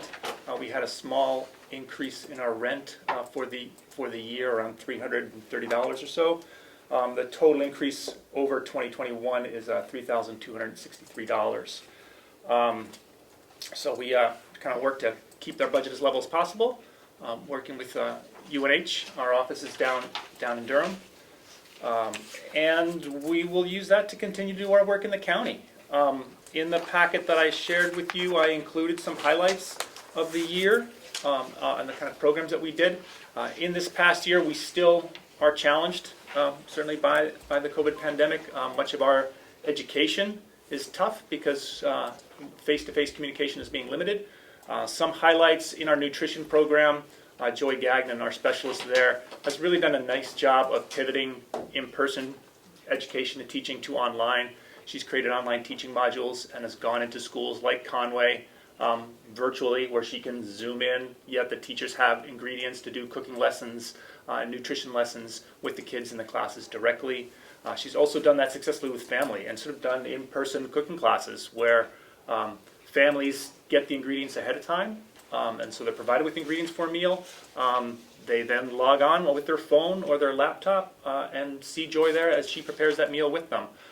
So that helps them just understand basic fundamentals of cooking for some people, which actually they need, but also, again, helps them understand nutritional benefits of why they need to eat certain things as well, and it really has been a benefit to many families. Olivia Saunders is our agricultural field specialist. She continues to do a lot of work with local farmers and producers this year. One of the neat things that she has done is work with other agencies and our other specialists from around the state, coming to Carroll County to work with some of our local farms to do site assessments of farms, and are really helping them pivot due to changing markets because of the pandemic, for example, but also things from changing climate and how that's impacting farmers. Influxes of more rain, a soggy, wet, cold July that we had this year, which was following a super dry June, and really helping farmers adapt to doing that. It's been spending a lot of time with farm visits for a lot of our farm industry here in Carroll County. So she's been doing that. Wendy Scribner, our natural resource specialist, has done a lot, with pests. Forest pests have been pretty huge this year. Influx of hemlock woolly adelgid down on shore fronts on Lake Winnipesaukee. To those of you who've noticed the gypsy moth infestation that we had this summer. And while she can't wave a wand and stop that, she can certainly work with landowners to help them understand that and things like that. And in some cases, what we can do to prevent that. So that's kind of a big scare for our forest industry for the upcoming future, is how these pests are going to impact that. So Wendy's working with landowners as well as our industry professionals to do that. So we continue to do this work with 4-H and Hamilton and food safety, and working with our local restaurants, making sure that all their staff are trained in safe food handling techniques. And so, yeah, we're just continuing to do this work. Want to just sort of point out too that, from the county investment too, that, that's sort of matched and overmatched with state and federal dollars, so that, really for every dollar we're investing here in the county, about $1.72 is coming back from the state and federal sources of funding through the university as well. So I don't know if there are any questions from what I shared, but I'd be happy to take them. I'd also want to highlight, one of our strengths with the extension is leveraging the work of volunteers, whether they're 4-H volunteers, master gardeners, Lay Lakes monitoring specialists. That we had over 250 volunteers last year, contributed over almost 6,000 hours of service to do a lot of our work. And again, that's testing water quality, that's working with youth, that's master gardeners who are then working in communities and in community gardens and things like that. We have a lot of folks doing trail volunteering, things like that, to build trails, clean trails in communities and things like that. So much of the work we do is really to leverage the work of volunteers so that we can increase our reach and impact in the county as well. I have a question about the unit of service. What is the definition for the unit of service? This is on page 2 there. Yeah, that's a good question. I don't know what the definition is from the county. I sort of see that as sort of various contacts. Mm-hmm. So whether that would be our staff or volunteers having contact with someone from Carroll County, and then so that could include Wendy Scribner having a phone conversation with the landowner or meeting with an industry professional. It could include Olivia Saunders, again, working with various farmers or running, say, a Twilight Farm meeting and having 20 or 30 people come to that meeting. Individual contacts with 4-H youth, whether they're club meetings, special events, 4-H volunteers who are working with those youth, training those volunteers and things like that. It's difficult to track every individual interaction, because in some cases we have kids enrolled in 4-H, so we know who they are and when they participate, but in many cases too, we have much larger events where we don't have registrations for them and people show up. We have a lot of events like that too, whether one of us is sort of, after, let's say, Wolfer Farmers Market, we can't track those contacts as well when we're sharing information and things like that. So again, those are really approximate estimates. That's what I figured, because it's just multiplied by 10 to get the number of individuals. Yeah. Okay. Are there a lot of individual farm visits? Yeah, I don't know Olivia's exact number of farm visits this year, but again, Olivia's time is spent mostly on the commercial side, so she doesn't do as much work with homeowners. We tend to refer homeowners to our help center, which is based in Goffstown, and those are usually phone, email, online visits. But for example, if a homeowner has questions about their lawn and lawn care and managing something, that we direct them to the helpline, because then we've got resources. Yeah, Olivia's time is spent directly with farmers. Right, exactly. Whether it's Sherman's up in Conway or Top of the Hill Farm down in Wolfboro or something along those lines, and working directly with them. Also doing broad workshops. So a lot of Olivia's time has been spent on workshops. One of the things that the epidemic has brought is more online programming, which isn't in person, but it allows us to broaden our reach. So it allows Olivia to pull in, say, Seth Wilner from Sullivan County to work with her, and they can co-teach online, but also access not only farmers from Carroll County, but surrounding counties, because they can log in. And then those will often yield in-person visits as well. So she's been doing a lot. On the highlight sheet, they've recently held a program up in Conway with Grandview Farm. And what they did is they brought other service providers, agencies, federal, state, and county service providers to work with and in techniques on basically how to do a whole farm assessment and to look at the whole farm. And they actually came up with a management plan, for the farm, as well as ways to cut costs, make improvements here and there. So those are the kinds of visits, that she does, directly. And again, I believe I met Olivia at Sherman's when we went on that little trail. Okay. Were you there? I don't know. I think you were. No, but I not met at Sherman's. Olivia, Yeah. And I know she's. The Remick. Huh? We went to the Remick, Yeah. which was a nice meeting. by Yeah. the way. Nice in-person meeting. This was the first. Right. Too, so. Yeah. A lot of what they're also doing, which we wouldn't think of, is they've got a mental health program for farmers and providers, just because of the stresses they're seeing, that they're seeing more farmers with mental health issues. So they're looking at ways to support farmers, whether that's just fundamentally bottom dollar, but to help reduce the stresses and also manage the stresses that farmers are seeing. So they're seeing very high rates of mental health issues with farmers and providers. So we don't think about that necessarily, but actually providing a service to do that, and that they can do as well. And there are lots of resources available for them as well. And I think, whether it's finding, funding resources to cover costs of income losses due to weather or the pandemic, things like that, to help cover those costs. She's also helping with that, so that there's funds available for farmers due to those losses. Now, I'm sorry, it looks like you had a question. I do, but I can wait.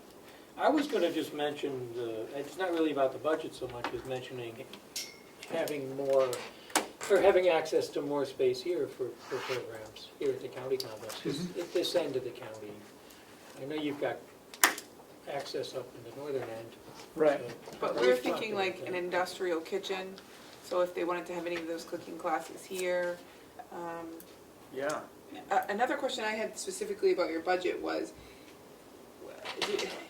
it's the extension that wanted to use the greenhouse, right? Yes. So for next year, if that's something they would be interested in doing, is that in here to Yeah, so that project isn't specifically here in the budget, and that's actually, I But is recently, it something you wanted? well, we've had that conversation in the past, and actually just recently had conversations with Olivia and Amy Papanow, who's the statewide ag program director, and they're actually looking at maybe backing off on that, because some of the programs I just mentioned, Olivia's been spending more of her time on the one-on-one service for local producers, that she's had less time to do use the greenhouse. And what she used the greenhouse for in the past was doing research trials. So she worked with some of the research staff at UNH to do trials. So they would plant various varieties of tomatoes, eggplants, peppers, or what have you. See what and grows best in the Yeah, soil. exactly. And then report that data back so that they had that for various varieties. And there was a few other greenhouses around the state, and they could compare data. So they would collect harvest and weigh the harvest data so they would know how much yield they would get.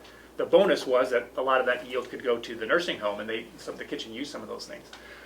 That took quite a bit of time from Olivia, and it pulled her away from having access to some of the farmers. So she's actually looking at cutting back. So I know we talked about, perhaps an MOU of the Getting that greenhouse use. contract in place sooner than. Yeah, but I think now they're actually looking at maybe even ending that program right now, because it's been taking so much time from Olivia. So I think at this point for 2022, we don't have plans to use the greenhouse Okay.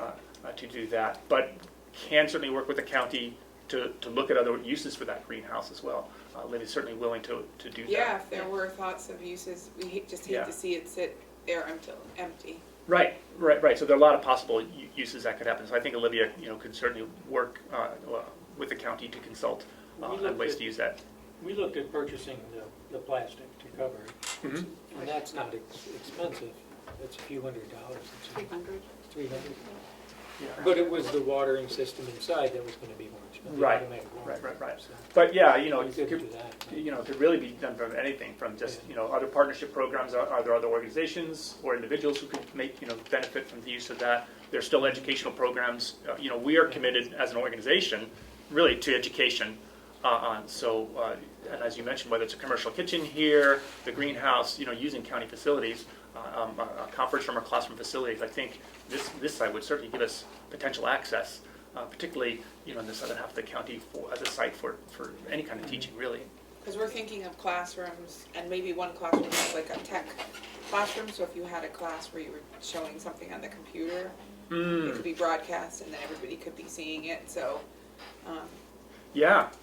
that would certainly, if that makes it through the rounds, it would certainly be something that could help the extension with their classroom outreach. Absolutely. Yeah. Would take advantage of that for sure. Yeah. Any further questions? I don't have anything right now. No. Okay. Looks pretty straightforward on the budget, so, Okay. Great. Great. yeah. Well, thanks. I And, appreciate you coming. absolutely. And as always, if other questions come up, I you read the email. did have a comment. Remember the conversations we had about doing a study with goats and to control? So this summer, we got a bunch of calls from people, and my wife ended up actually leasing the goats out to people to see how it worked, and it worked pretty well. For bittersweet specifically, I know that's what we to talked about. control poison ivy and bittersweet. And it worked pretty well. They really knocked it down, and That's cool. yeah. So if you see someone driving through Wolfboro with 5 goats in the back of a minivan, That's you. There you go. I've had 4-Hers do just that, to get their goats to a show in the back of a minivan. It's funny how well it works. And she was using the cup holders as, put grain in the cup holders, and it keeps the goats happy. Great. Thank you so Cool. much. Yeah, thank you for your time. Again, as always, if anything comes up, I'm always happy to answer questions. Excellent. Thank you. All right, thank you.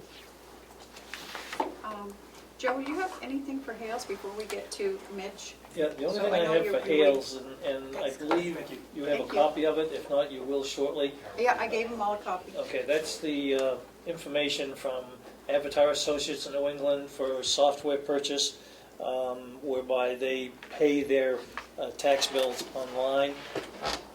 So I'd like you to review this, if you would please, and maybe we can make a decision on this next week. This came from Denise, from her attending a conference. I think it's probably a good idea. There will be some cost associated with it. Well, it's not in the budget this year. It will be for next if we decide to go forward with it. But review the document and see what you think. Okay. Thank you. We will. I Do we gave know- everybody a copy. May I, Madam Chair? Yep. Question about it, do we know what the taxpayers of Hale, like, is this something they want? Because it's gonna be an increased cost, but if it's their tax money and they really want it, then I would be okay with it. But it feels like a decision that really should be made by the taxpayers, since they're the ones gonna be utilizing the service. Well, this came from Denise. She's the one who brought it to light based on the conference that she attended. And Right, but do we- it allows the taxpayer to pay their bill online. Right, I get what it is. Yep. But it's gonna be an increased cost, so I would think that only the taxpayers should be the ones to decide. Don't we have a contact that you usually reach out to, Madam Chair, Yeah, when we I have was Hales? just going to ask Joe if he had talked to Trevor, because he was gonna check to see if they wanted to have a public meeting over their budget and stuff. Did you? I have not talked to Trevor Okay. yet. I just got this morning. No, I know, not about this, but Yeah, we had so- talked about it at the so- last meeting, to see We if they will call him and verify if he wants to have that meeting or not and include this. include this, yeah. Yes. Also about if we do the possibility of hiring Denise as a county employee so we can get her bonded, Mhm. and what they feel about that, or how we want to proceed with that, Yep. if we do. So there's 2 or 3 questions for Trevor. Well, what's the alternative, Madam Chair? Just saying goodbye, they've never bonded one up there before, but I don't think that they ever knew that they legally had to, Yeah. so.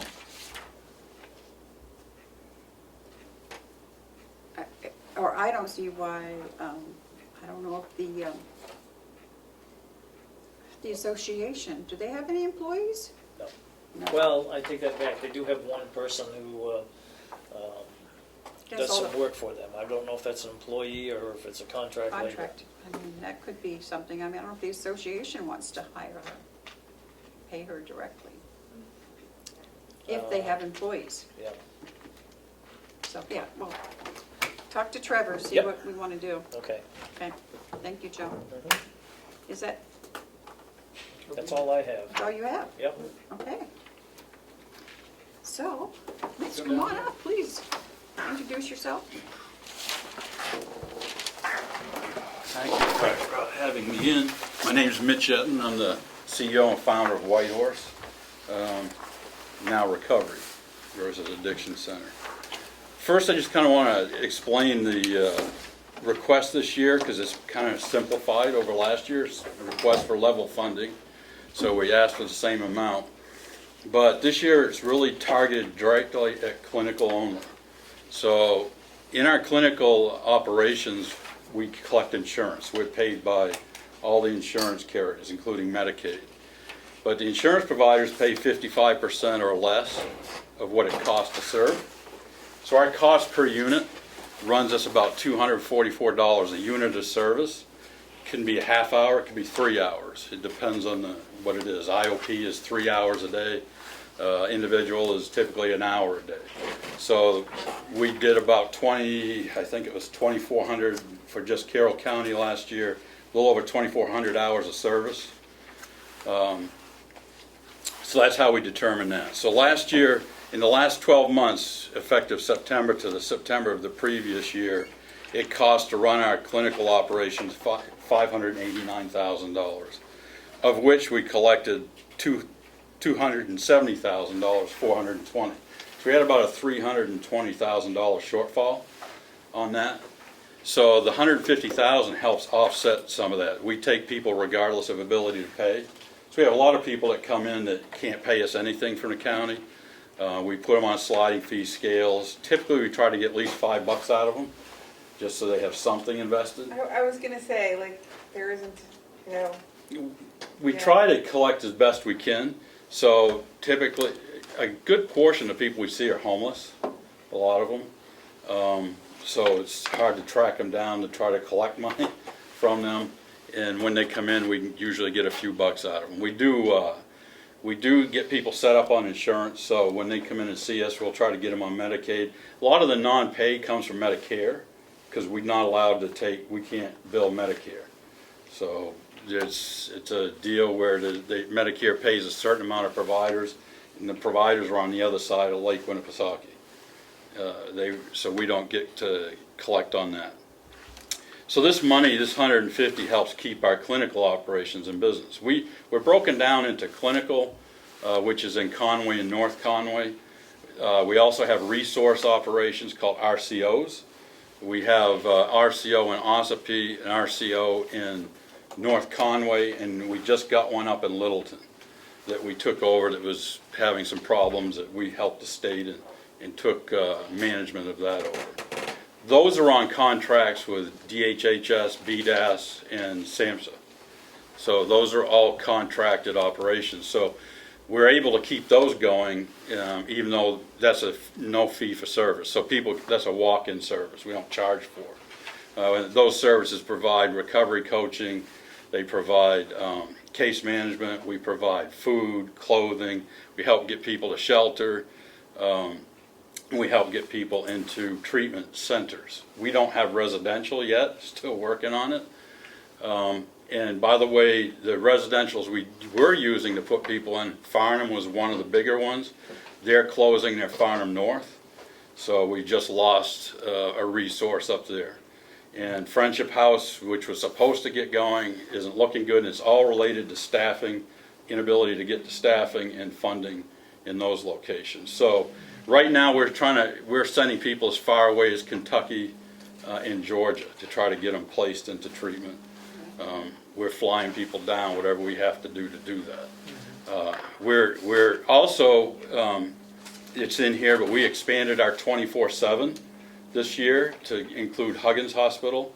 Actually, as I was coming here, we just had a response to Huggins that was in there at 3:30 this morning, helping people, and we had that person back, and we were working with them back at the center. So we do peer emergency support services for the county for 24/7. This year in 2022, it's not on here because this just happened like a week ago. We are doing crisis management, in-home mobile crisis management, where we will have probably 20 or more CRSW and certified mental health peer support people located in various parts of the county, and they will respond directly in-home for mental health. So what the goal is to keep them out of the hospital, so you don't get them staged in a hospital and hanging out there. We're actually working with Northern Human Services in a collaboration partnership to make that happen. So that's something we're just doing this year. So we've been pretty busy. The pandemic has hit us like everybody else. It shut all of our fundraising stuff down. We also, in this period, opened up, we built up our social enterprise. Social enterprise helps support. That's where the other parts of the money comes from to pay for the treatment. Yeah, thrift store is one, but we also added a UPS access point. The cool thing about UPS access point, it gives us free marketing through UPS. So UPS advertises and promotes that we're there. So we get a lot of people coming in for that. We also opened, through a partnership with Xerox, a copy center, print and copy, and we hired a graphic arts design person. And we're beginning a program of rehabilitation and job skills training with people that we see coming through. So they'll be able to go in and learn how to run it. We have a huge copy. We can do anything Staples can do. So they can come in and we can teach people how to use those machines. We also can teach them the UPS access point, shipping and stuff like that. So we use it as a part of a almost like a rehabilitation type program to get them back integrated into the workforce, as well as a thrift store. Those we got established this year. We moved our thrift store to a much larger location. It's like a 4,000 square foot location now. And that store is actually generating anywhere in profit from $2,000 to $5,000 a month that goes back into helping pay for people that can't pay. So we do that, and we'll continue to grow that. So that was 2 enterprises we added on this year, as well as expanding and moving our thrift store. Yeah, so we did that. So we expanded our 24/7 peer emergency support. We've expanded our social enterprises. We actually, the year before, expanded our treatment and added mental health in children. So we were just substance use disorder and co-occurring, but now we can actually treat mental health standalone. We were having trouble getting people referred into mental health services because the average wait time is 2 to 6 months if you can find a place for them to go for just mental health treatment. But now we can bring them in PTSD, anxiety, depression, all those things like that we can treat. I've hired licensed mental health clinicians. I now have a licensed independent clinical social worker on staff. We have LADACs and master licensed drug and alcohol counselors. So I have 8 people. 2 of them are full-time and the rest are part-time, so they work various shifts in either North Conway or Ossipee. We've had some wait times, but the worst has been about a week and a half. We try to stay ahead of it. We're one of the only places that tries to get somebody in same day. Because to be honest with you, if you don't get them same day, you may not get them at all. Right? They may not make it to the next day. And I will tell you we've lost some clients that have passed on from overdose, and that's a pretty tough pill to swallow, but it's the nature of what we do. We run at about a 37% success rate that we can track, but again, a lot of our folks are homeless. We don't have residential. If we had residential, that would change. We're working on that. We're part of a program called the NET. The NET is becoming a national organization of providers that work like we do. We're a charter member. I'm on the board of it, and we can move clients within the NET. So there's over 600 beds available in the NET across the country. So it just means picking somebody up and getting them there. That's hard because most people don't want to leave the state to go get treatment. But if they do, we have up to year-long programs that we can put them in. And then when they come back to our outpatient. Part of the collaboration in Littleton that we're doing, and one of the reasons we agreed to take that on, there are 5 sober living houses up there. So we're partnering with them to allow them to use some of our space there, and it also gives us the opportunity to use beds over at the sober living. So although we don't have our own, we're developing those partnerships so we can have that bed.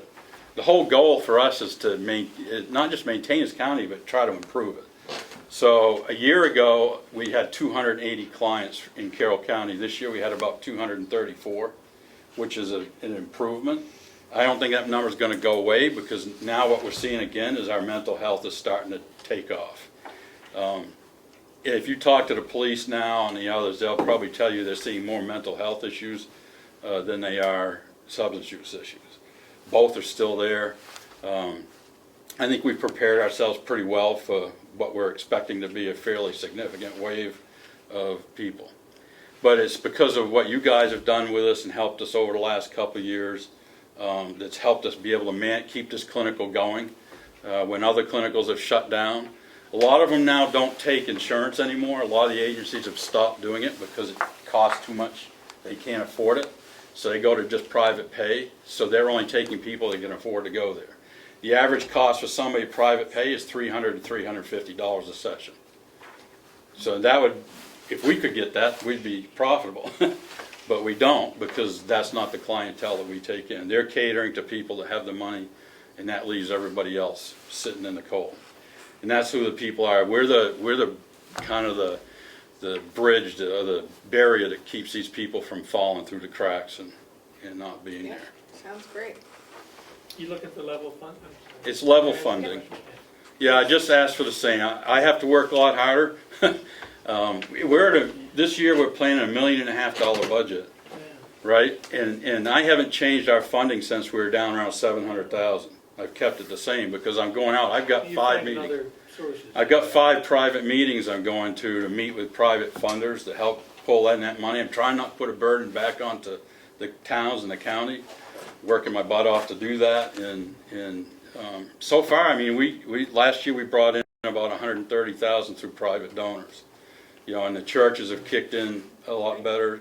We're getting some money that's helping make up that gap. We're probably running the red on an average month, but we've gotten enough to keep us chugging along here. Great. You're all welcome. Come visit us anytime. I know, I did talk to you about, Yeah. because I thought I got a lot out of coming down and having dinner with you all. We're just getting back to the meals again too, where we can have people in, and we've been working with UNH. I heard you talking about earlier, Joy's been coming over and teaching people how to cook on open fire. So how to safely cook and sanitary, and she's been doing that once a week. Great. You may. Keep, great, this looks great. Keep giving us the reports. I appreciate getting Yeah. those. Yeah, you'll get them from me every month. Every so. quarter, yep. One thing we might want, just for the record, is the tax return. Yeah, I can get you, Get we're some about, copies and put in the we file. run about, so we just got our annual one done this past year, like in beginning of November. But I have it, I can get you Yeah, that. get us that, I can get you the annual. and that can be part of the package that goes to the delegation. Yeah, not a problem, you can do that. Thank you very much. All right, well, thank you. No, great. If I might, just before you go on to the next one, this is the cooperative extensions face sheet. Great. Okay, sorry, I'm going to say one for myself. Okay, those. And then there are 2 RSAs that pertain to the cooperative extension and county funding. Yep, So there's a copy of each. great. Yeah, it You all. doesn't leave us much choice. So what is this one? So, That's why they have their own line item. so that should go in your An book too. optional. Yeah. Here, just go to the extension. Under With the extension. 8360, is it? Yeah. And then all the rest are in 9180, right? Yes. Yep. What does this go with? The extension, Extension. UNH, the 80, the one we did prior to Whitehorse. It has its own line item because of the RSA. We already did that. Yep, we did. We did. This is just for your information.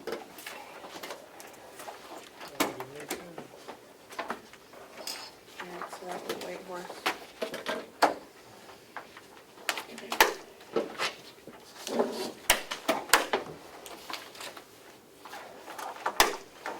Okay, so that was Whitehorse. What is the medical referee? Is that in It's- Jersey law? yep. So Okay, we're not doing any of those. No, we're not doing any of those. Did you and What number are the agencies? 9180. 9180. But you have them all. They're not in the book yet. No, we don't put them in. Okay. Okay, as we go through them. Okay, the next one we have is the Carroll County Adult Education. If you guys want to go before me, you can. It's up to you guys. I love learning Okay. about other nonprofits. Okay. So just now, the UPS drop-off was really cool. So if you want to go, you can go. That's fine. I like listening. It's good for my Well, you can Come come on on up, here. Liz. You can come on here. Great. It's addicting, isn't it, Crystal? Honestly, I love it. It's great. I'm not sure I would say the same. But Yeah, you're You know? welcome. I love listening. come on down. Oh, you should run for commissioner then. Those partnerships. Not all of it. She's already making partnerships in her mind, aren't you? That's actually what I do. So. Great. Okay. Well, thank you for that. I'm Elizabeth Kelly Scott. I'm the Executive Director of the Child Advocacy Center of Carroll County. I appreciate you guys taking the time to meet with us all today. I know I've presented to some of you, and some of you are very familiar with our program, but to give you a quick oversight, the Child Advocacy Center aids in the investigation and prosecution of child abuse cases. Whenever there's a report of alleged child abuse or maltreatment anywhere in the county, we get a referral from either law enforcement or a state social worker, and we provide forensic interviewing services for those alleged child victims, and also case management and kind of wraparound services for those kids as they're going through the system. This is actually my 15th year at the CAC. We've been open since 2006 in the county, and we work closely with every law enforcement jurisdiction throughout Carroll County, the Division of Children, Youth, and Families, the County Attorney's Office, as well as mental health and medical providers and victim advocates from Starting Point. You should have received my application. I'm not sure if you have any questions, or if you would like me to go on a little bit more about the program. Commissioner Flash, do you have some questions? I don't have anything specific. I'd like to go through the numbers. Absolutely. And if you could walk us through, I think that would be helpful. Yeah, we're requesting $60,000 from the county this year, which is up from last year and probably the previous 5 years we've asked for $55,000. I believe, since I've been here. Yeah.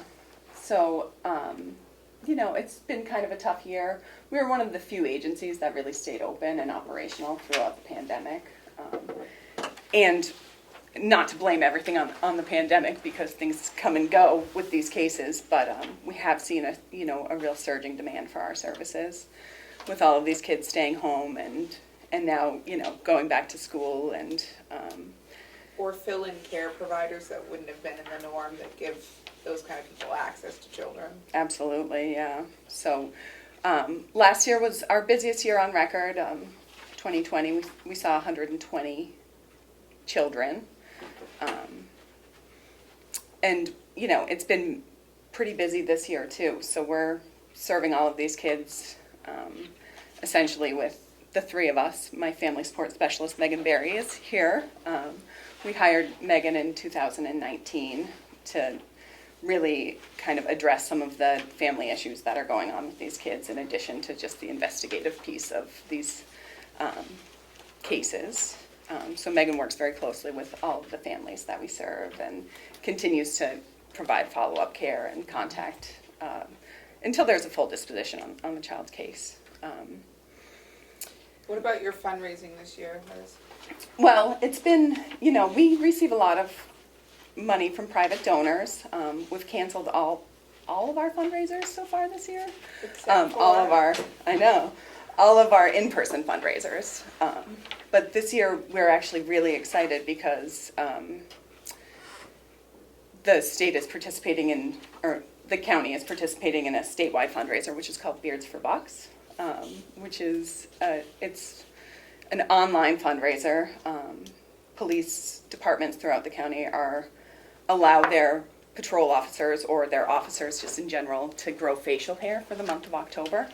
Which is usually not allowed. Yeah, in those paramilitary organizations, it's usually not allowed. So, and the female officers can also raise money by either dyeing their hair blue if they want to, or painting their nails, or not doing anything if they don't want to. But it's a peer-to-peer fundraising, and Tufton Borough PD has always participated. In 2019, or in 2020, I should say, Bartlett PD and Tufton Borough PD both participated, but this year it's really taken off because our biggest police department, Conway PD, is participating, and they've raised a lot of money for us, which is wonderful. So those are funds that are actually reflected in this budget because in our fundraising, we'll receive those funds in 2020 because it's all, online and through the state. So we'll probably get a check at some point in 2020, which is why you'll see that our budget went up. 2021. Sorry, thank you. I'm still stuck in 2020. It's okay. You'll see that our fundraising budget went up significantly for 2022 because they've raised about $20,000 through this peer-to-peer fundraising, which is wonderful. Good. Yeah, but besides that, it's been difficult. We had a number of in-person fundraisers that were canceled. We were able to have our golf tournament this year, so we had that last month, which was wonderful, but we did cancel that in 2020. We had, an in-person fundraiser, which was slated for August that we canceled. We just felt like with the Delta variant coming, it just wasn't responsible of us, especially since we serve kids, and those are the kids can't make a decision about getting vaccinated or not. Adults certainly can, but at the time, kids didn't have any access to vaccines, so those are the kids we're serving, the clients we're serving. I think I just heard they're coming out with a vaccine for children that are from 5 to 11. That's what I saw in the news last night too, which will be great. Obviously, we serve kids that are anywhere from 3, as long as they're verbal. We'll interview them. 3 to 18, sometimes adult victims too. But yeah, that's, it's wonderful that families can make that decision now. And you have a space again in Conway, right? We do, yeah. We opened a satellite or auxiliary office in Conway, which is right on Main Street, which is great because we serve so many kids that are really up north. In Conway, yeah, absolutely. But even kids in Bartlett or Jackson, you know, for them to have to drive to Wolfboro, it's a hardship for the family, certainly, but it's also difficult for that kid who knows that they're going to talk to someone about something difficult and we're sitting in the car for an hour and a half. And the great thing about a forensic interview is it means less interviewing for the kids and a comfortable setting and a person who is trained to interview children, which most police officers are not. Yeah, it's a real savings to the county too, because these cases are handled a lot more efficiently, cost efficiently, because we get these kids into services right away, so they're not necessarily creating more work throughout the investigation for each of the departments that we work with, but also it makes it easier for prosecution because there at least is a video recording of that interview as it's conducted that prosecutors can refer back to. And cases where forensic interview is conducted are more likely to end in a successful plea deal than actually having to go to trial, than cases where an interview isn't conducted or video recorded or done by a trained forensic interviewer. And some of the counties fund their CACs entirely, don't they? Yes, so we're very fortunate in New Hampshire because every child in New Hampshire has access to a child advocacy center. So in Stratford County and Merrimack County, the advocacy centers are run by the county. And in Grafton and Sullivan County, they are run by CHAD, the Children's Hospital at Dartmouth. And the rest of us county-based CACs are all nonprofits. So there are nonprofit CACs in Hillsborough, Belknap, Rockingham. I'm probably forgetting a county or two, but in Cheshire County, I guess. Okay. Those are all nonprofit CACs like us. I noticed your federal funding is going down this year. Is that so? happening? We typically do receive some federal funding, which is great. It's through the Victim of Crime Act, which is a federal grant.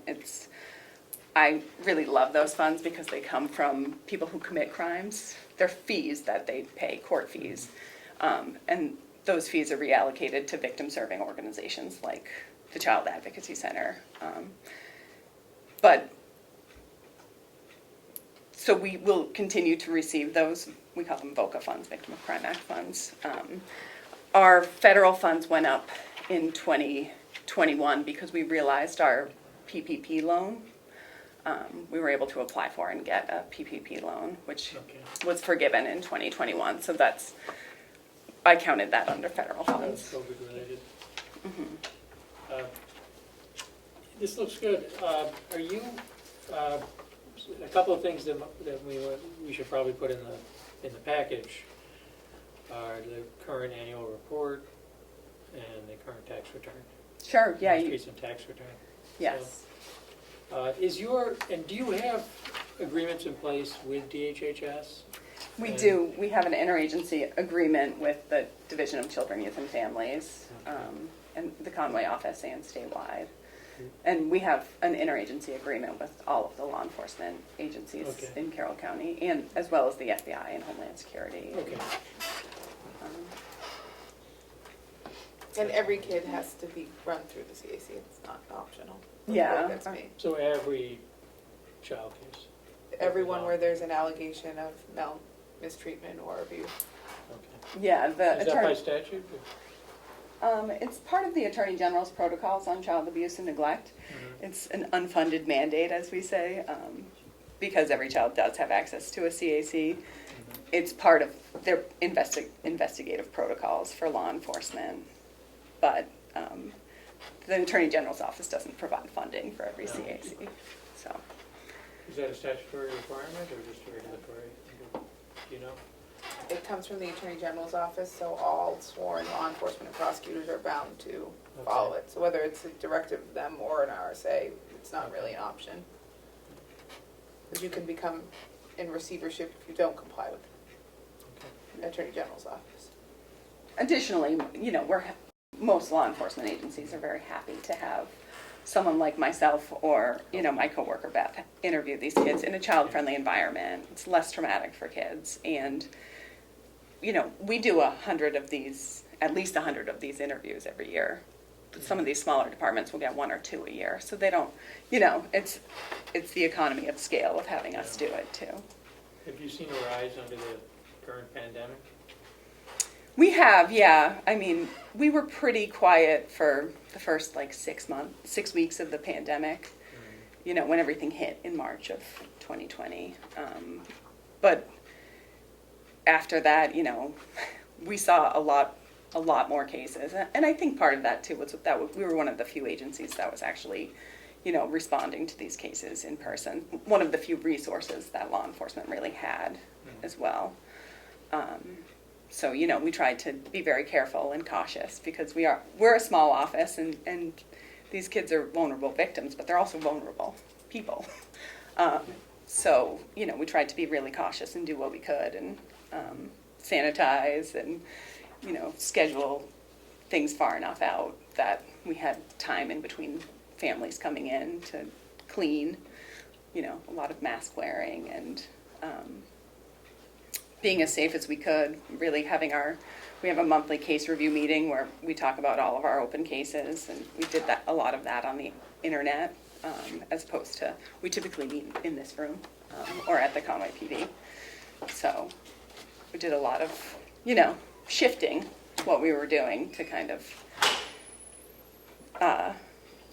be safer, as safe as we could be. And do you look for a small bump in funding from the county? Yeah, we are, just in response to, kind of canceling those fundraisers. And I think that things are getting more expensive. As you all may have noticed, our supplies and our electricity, our utilities, everything's getting a bit more expensive. We're getting level funding from the state and the federal government. But, looking to really expand our fundraising next year. Hopefully in response to, having a couple of years where we didn't raise as much funds, but.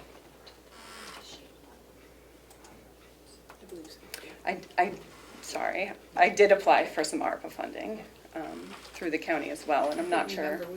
Yep, we have it. Okay. And some of that Arpa funding that I applied for would, if we were to get it, would really go to building improvements. We have this beautiful building that was donated to us in Wolfboro. But it's, it's a little bit of an older building, and we have some building maintenance that needs to get done that always is like the can that gets kicked down the road when you're a nonprofit agency just trying to make ends meet. So. Any further questions, Matthew? No? Kim? I have nothing. Okay. Yeah. Thank you very much. Yeah. Oh, can I make one question? One statement, Madam Chair? Maybe. I would suggest that anyone watching on Ed's channel or our channel, if they haven't donated to the Beards for Bucks, go to the CAC's website and do so immediately. Well, thank you for that, Commissioner. Plug. I appreciate it. Beards for Bucks has been a lot of fun, so thank you for that. And it's very helpful for us this year, especially. I will be sure to, do you folks want quarterly reports? I saw in the new application that. Yeah, we usually get them from. Yeah. Yeah, so I'll continue to send those over quarterly, and then And if I you will send our 990 as well. Okay. Yeah, get the other documents. And the annual report? You Sure. have Yeah, I the most usually, recent one? yeah, Yep. I'll send that over, no problem. Great, thank you. Thank you so much, thanks for your time, It's good to see you. and thanks for the plug, I appreciate it.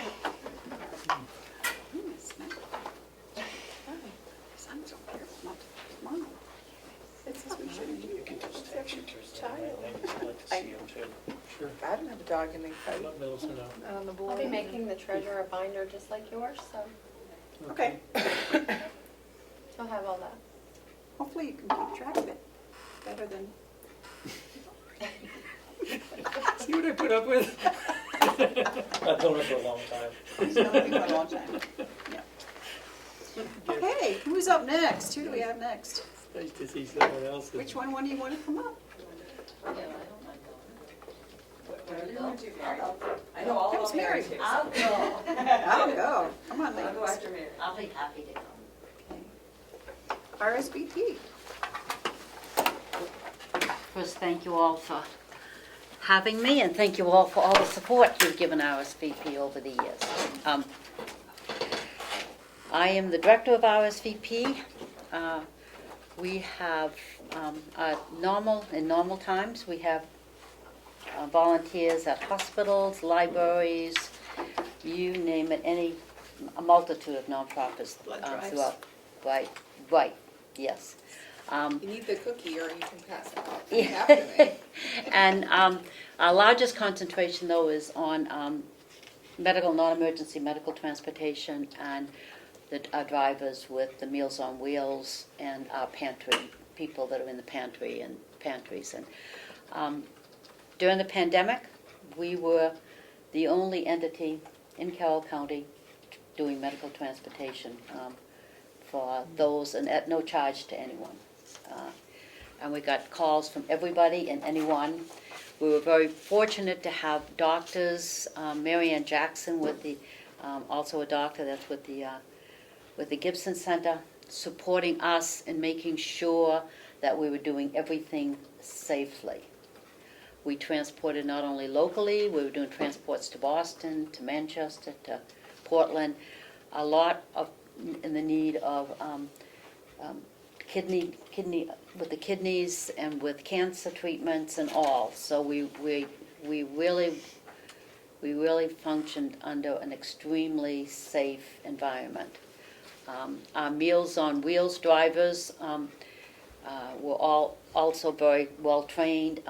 They no longer made personal visits with them, but they were making telephone calls out to people to make sure they were okay. We also worked very closely with the hospitals to get vaccinations and the clinics that were holding them, getting people there for their vaccinations, with a big concern for our our volunteers that were sheltering at homes. We made calls out to them to make sure they were all right. We did everything possible to convince them to come in and get their shots. Our Meals on Wheels drivers delivered 26% more meals, a big demand for the Meals on Wheels. With that, the Conway, everybody at the dinner bell of our RSP volunteers, and they were working diligently every Monday nights to get meals out. Food pantry people saw a big increase in the demand there for it. We were not able to hold any fundraisers, but we did apply for COVID grants. My life was a grant. My middle name was granted, with trying to get the grants to support us, because we charge for nothing. Everything that we do is free, so our budget has to be raised from zero every single year, which is a challenge. Fun, but a challenge. We have continued. The demand for rides have increased a great deal with that, and we're wonderful volunteers, but they do need. Many of them are on fixed incomes, both our Meals on Wheels and our medical transport. So we do reimburse them for gas mileage. I don't know what else I can help. We had 391 volunteers during this whole time that did some type of service with us, which was amazing. Even if we considered them, we got them on board to call other volunteers to make sure that they were sheltering in place, and they were taken care of. A lot of just the security, mental security of knowing somebody was out there with them. We also had people that we called upon that would be delivering, doing grocery shopping for a lot of them. A lot of our volunteers sheltering places, just people in need, period. So it's been a trying year with not being able to do like every other nonprofit. We depend heavily on fundraising. In fact, we are doing a Festival of Trees this year, and the Settlers Green agreed to let us have the space, and we're working hard to pull it together. I did venture out and do a golf tournament, which was our first one, and it was successful. We managed to get more. I think I raised $3,500 on hole sponsors, so I had a lot of hole signs out there at $100 a piece. But so people really support us the best that they can. We did find that, though, I think a lot of people were feeling the crunch of the COVID, and annual appeals were not as good as usual, but understanding a lot going on with people and families and all. So that, I don't know if I can answer any other questions you might have. I'll be happy to do it with it. I got a couple. How many employees do you have?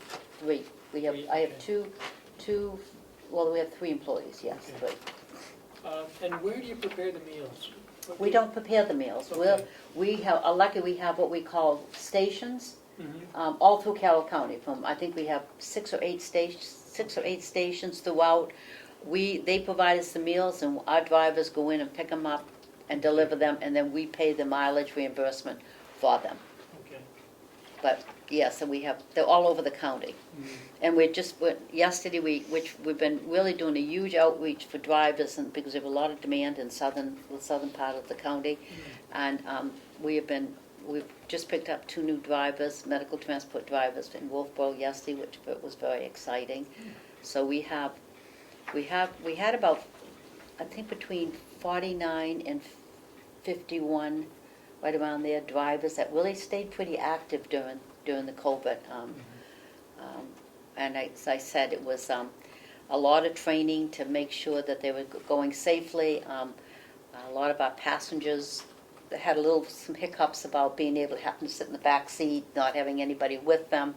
But our drivers usually stay with them the whole time, but they couldn't go into the facility. So it was a learning curve for the clients we transported, and a learning curve for us. But we have wonderful drivers, and as I say, with opening of medical facilities, they now go in and they're a second ear to what's going on, and the clients feel very safe knowing that somebody is there with them. So the driver goes in and They stays with the they client and then takes them back home? Right. During COVID, we couldn't do that. Yeah.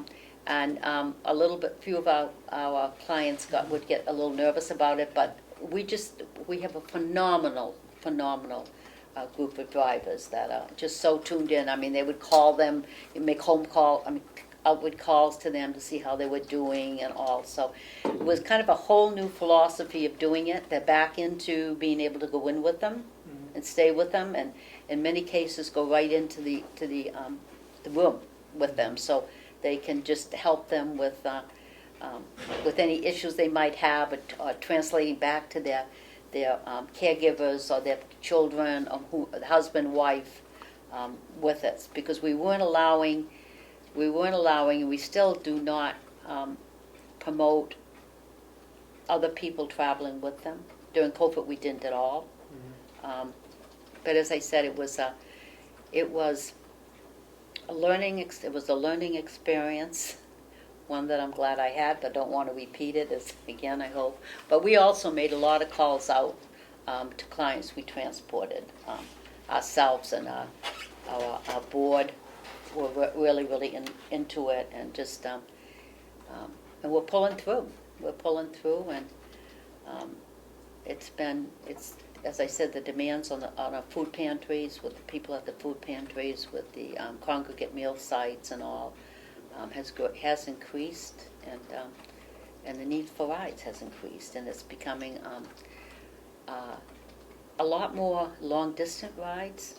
Like, I just got a call yesterday from someone in oncology in Portland, at the hospital in Portland, wanted to know, because they couldn't find anybody at all, and wanted to know what we could do, and if I knew of anybody else that did it. But how we handle it is we get the request in.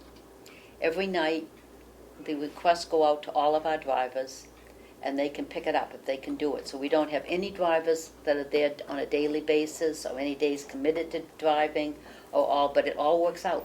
Somehow it all comes together and works out. So.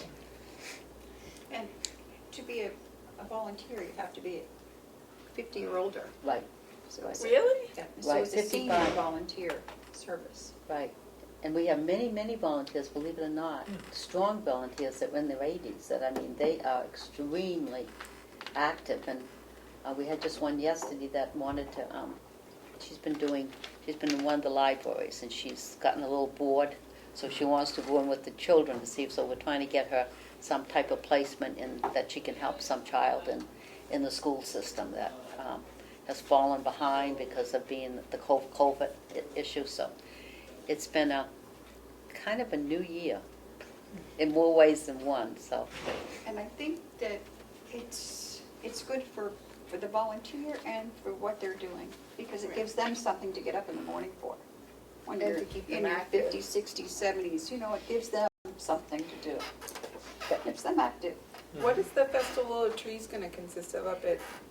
well, the festival, this will be our 6th year. What happens is that we get children, stores, anybody that wants to kind of advertise their business. They bring a tree in, they decorate it.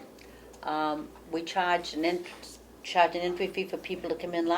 2 years ago was that the red jacket. So we charge an entry. They get 10 little tickets for when they for buying the entry fee, and then if they want to buy extra tickets, the 25 tickets, I think, for $10. So they go around, and the trees range from there's trees in there that are worth $1,000 to little trees that are worth, the children's do, which I love, that are probably worth $5. But they can put it in any slot they want, and at the end of it, it's pulled out, and whose name is pulled out, we shrink wrap it, and off it goes with them. And believe it or not, we've had trees that have gone to Connecticut and all. So it's phenomenal. And this year we're trying to, because we have a big space, so we're trying to involve other nonprofits that might want to be there, to have some kind of a little space in it, to raise money for them. We're not charging them anything to be there. And we want them to be there, and if anybody has something that they'd like to do, a nonprofit out there, please, feel free to call me, and we'll get you a space, and no charge. Any money you raise is all yours. Maybe the county should make a tree. I was about to say that, you stole my I'm glad you stole that, because I was going to request that. It was all part of my ask today. Your kids So- would love going there, seeing all They the trees. would. I'm It's totally in. phenomenal, and we're going to hitch up this year too with Kiwanis, because they have their Santa there. We have our own Santa, but we can't have two Santas. We only have to have one Santa. So Yeah, I can't have two. no, so now we're gonna work, because they're gonna be with us. The Kiwanis Santa was gonna be across. So what we intend to do, they had the meeting last night, so I'm not sure how it's gonna come together, but promoting that Santa's trees, and we'll give them each one of the families, whether it's a child or a family, we'll give them a pass to come into it, so they don't have to be charged the fee. We're looking to do like an auction with Christmas with wreaths. We also, if anybody out there has wreaths of I can get you one. artificial Christmas trees that we can give, because what we do is we give them, and I have Carl Thibodeau's very gratefully has given us a space in his for it, and we have it up to the ceiling. So we will give anybody, any of the children or any group that needs ornaments, they can come in and they can pick them out, choose their own ornaments, take them away. But and as I say, we've got to reach out for people to give us some trees, if they have trees or wreaths or Christmas decorations. We are a little particular. We do go through them to make sure that they're not giving them to us versus giving them to take them to the transfer station. So we are picky, because they're beautiful. As I said, anybody that's seen it, it's I can attest. How many have I brought home? yes. In fact, I think you took one of my teddy bear trees, right? You could probably have your own festival. I do. My at your house. family, my family does. In honor of my mom and dad, we do a bear tree every year. My bear tree, one of my bear trees, we designed their family room around it. But my family, my sister makes all the sweaters for the bears. I go around, so they're all reused bears, but they're very, so I collect them over the course of the year, and then my family put it together. Oh, the kids would So- love that. So, yeah, and it has gone, 2 years out of the 6, 2 years it went local, 4 years it went, Yep, it disappeared out of sight, so, yeah. I might be at Christmas, not, each of the kids gets their own Christmas tree in their rooms. I have Christmas And then trees. we have one in the living room. Yeah.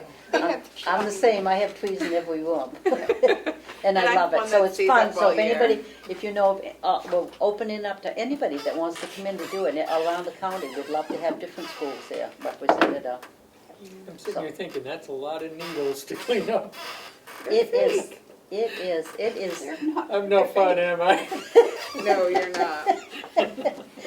They're all out, Who no, knows what I'm talking they're, about? they're all, This tree stays they're up all year out round. of, they're all Have you? artificial I trees. just bought that. Oh, they're artificial. They have to be artificial See, to be we in the always building. cut one down in our, Frank's in the saying, woods. why do we have Yeah. 6 Bringing a real one. Yeah, no, but it's, so that's the two new fundraisers we introduced. I introduced a little bit of a auction into the golf tournament, which was very successful. We had a silent auction there, so we're always on the lookout for innovative ways to raise money. The to calendar support us. raffle, have you tried that? We haven't done that because I think there was an organization that was out there doing that, I'm not sure.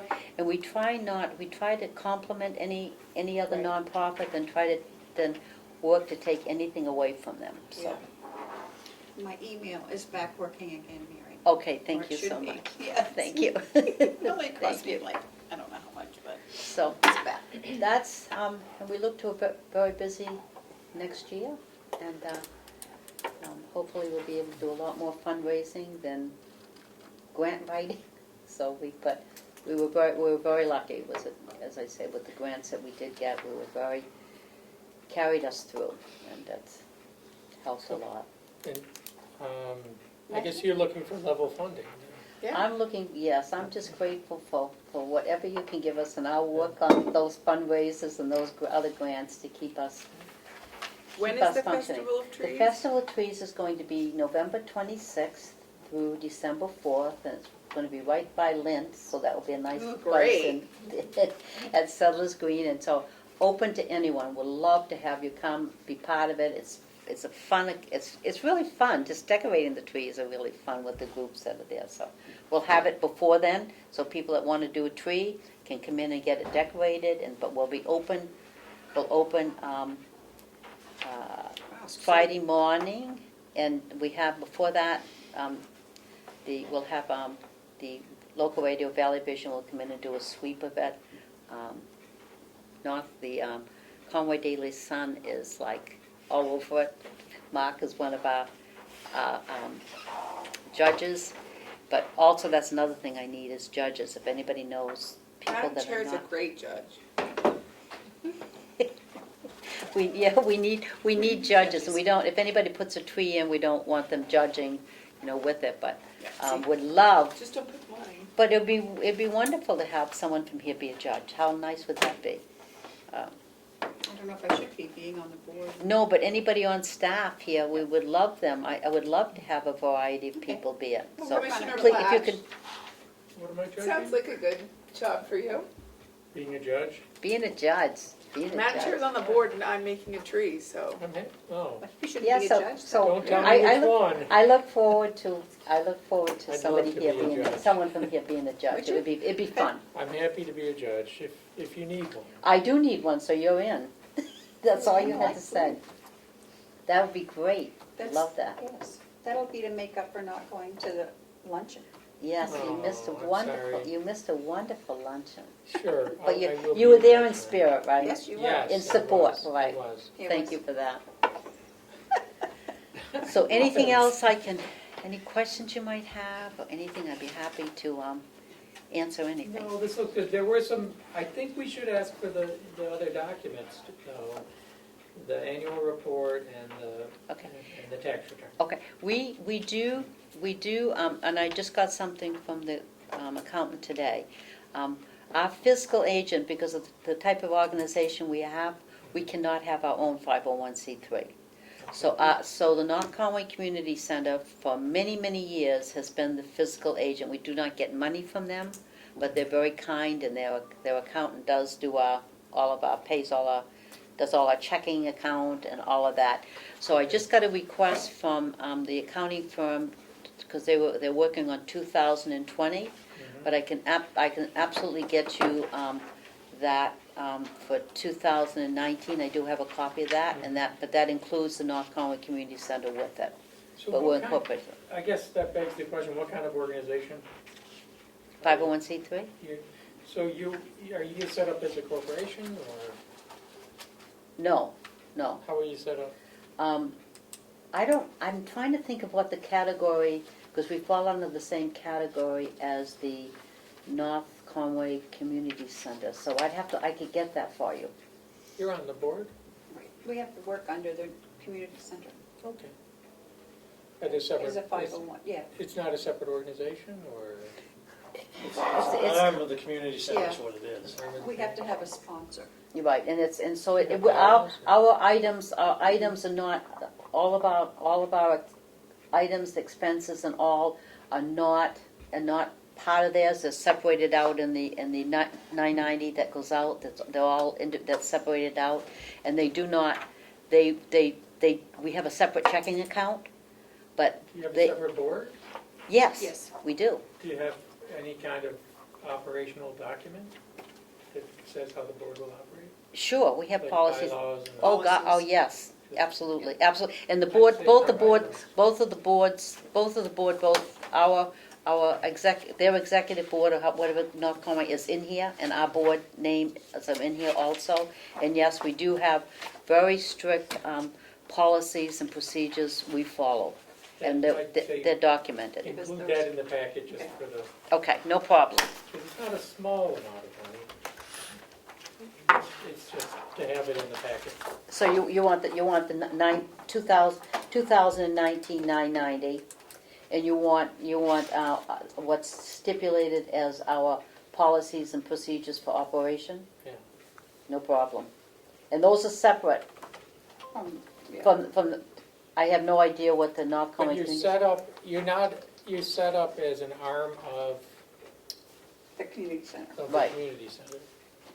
Because we could, the type of organization we are, you cannot be independent. You have to have a fiscal agent overseeing everything that you do. So they basically oversee what we do. They certainly monitor the money spent. Is there an agreement in place with the community center then? It's been going on since 1947, so if I you don't want know. me, I don't know if there's anything in writing. I don't know, to be honest with you, but they've been under RSVP has been under the North Conway Community Center's umbrella since 1947. Maybe you don't want them to Good be a judge. provenance. No. I don't want, it's always been done this way, I don't want to change this. Well, I think since 1947, there's a little bit of precedent set there that things are going right, or they wouldn't be there Something's since happening. 1947. Yeah. So, as I said, any documentation you want, happy to give you, document it. I mean, my policies and procedures are very, very there for everything we do, and if they're updated, if anything comes up new, it's pulled out and put in, so it's from every part of it, for what's expected of our drivers, for what's expected of our volunteers, for what is expected of us towards our volunteers, and what our commitment to them, all, it's like this. So And if the I want it, I'll fiscal- give you a copy of the whole thing. And so then the fiscal agent oversees the finances? They oversee the financing, they write all the, it's our checking account, but they write, they're one of their North Conway Community Center's treasurer writes all of our checks. It's overseen with, what's it, Caputi? So, I mean, and they're, yeah, and they're on it like ever, so I'll be happy to open Do up. they audit it? and- Yep, but they have not, I know I just got request yesterday from Caputi to, Gamwell Caputi to, for the information on grants that I've received and all kinds, so so and then they do the finding, but they're now on 2020. That's Okay. what they're working on, and that's not really together yet, but I do have it all for 2019 that I'll be happy to give you that big copy of it and read it at your leisure, and I know it can take a while to get those things together. yes. The Yeah. counties is done. Yeah, but, so that's what they're working on, but if you want 2019, I'll be happy to give that to you. Yeah, that'd be great. Yeah, I can stop over next week. Yeah. Yeah, and I'll make a copy of it, you can Yes. have it, and, What you do is so important. There's no public transportation really in Carroll County. Well, not to go How to, do people get around? not to go to Boston and not to go to Yeah. Portland. 'Cause I know Well, you do a ton of trips to Portland. what, in this, there's actually, there's nothing local, at all, nothing at all in the county. I mean, and I'm Just- fighting you for that in Washington all the time. You can't live here You- without you- a car. You can't, and Your own the nice part about it too, yeah, at no cost. Yeah. You could get transported at no cost, but the nice thing, I think the thing that pleases me the most about it is that when somebody's going out, because we do vets, we do individuals with disability and the older population, so we're not just locked into that. But they have somebody with them, and they feel good about it, and Yeah. they'll call and they'll request a certain person to drive them, so they almost become part of their family, and that it really, that's the thing I get the biggest gratitude for, that these drivers really care. They really care, and as I said, without RSVP in this valley, and I'm not just touting it, but in the county, it would be a pretty sad state of affairs. 1947. Maybe I can get each department head to make me an ornament for the tree. There you go. Wouldn't that be cool? I What would are you love gonna it. make, Joe? I would love it. So, You said Yes. you'd be a judge. Oh, I better not know. do you also want a copy of our policies and procedures? Yes. Yeah. Yeah, Okay, that's, so- you put it in the file, so, Yeah, I'll give you a copy of the whole just so the book. public knows what's going on. Absolutely, be happy to do that. Transparency, that's all. Yeah, no. Because it's such a good service, so, yeah. All set? All set. So I'll see you as a judge, right?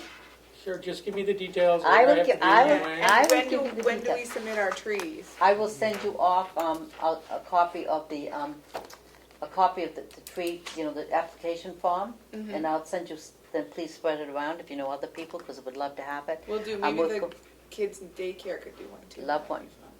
So so we'll be able to come, they're opening the building to us anytime, so the week prior to that, we'll be there decorating, and it's a lot of fun. If the kids are coming in decorating, and I love kids' trees, because for every kid tree, 50 parents come. So it's a method to And the grandparents. and we do have two dance studios, Tina Tinsa and another one that has asked us that, because they did it year before last, so they've asked if they can perform there because they haven't been able to. So yeah, so it's a big involvement. Okay. So send me an email with what we need to do, and I'll get you that application back. Okay, all right, thank you so much, Thank you, and I'll Mary. get all that other stuff that you Maybe need. I can get a plane to represent the big plane that was named after the county. Yeah. I'm on it. I can make it. It's the Christmas stuff? yeah, the Christmas loft or whatever, all Yeah. their decorations in there. They got all kinds of stuff. Yeah, because we're also having, I'm working to get liquor, because we'll have a cocktail party one night too, and that's the night they Well, I'm judge. there. They judge. I'm gonna have to apply for the one-day license, but yeah, so, that's it. Thank you very much. Thank you again Mary. for all your support. Okay. Okay, do we have someone online that's joining us? What's next on the, or are we letting The only Crystal thing go? we have left is the visiting nurses and MWV.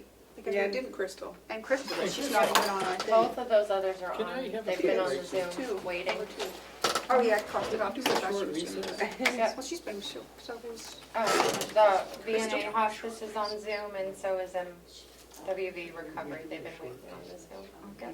You know which one was on first? I know. Well, Crystal's been here, so we can take her if she wants. Commissioner Black just asked that we have a short recess, so we will take a 5-minute recess. It is 12 o'clock.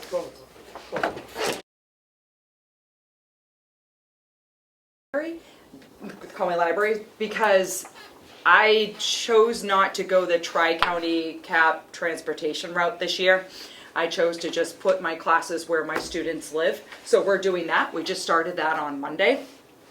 I am teaching ESL classes in the Eastern Slope Inn for their employees and Attach's employees.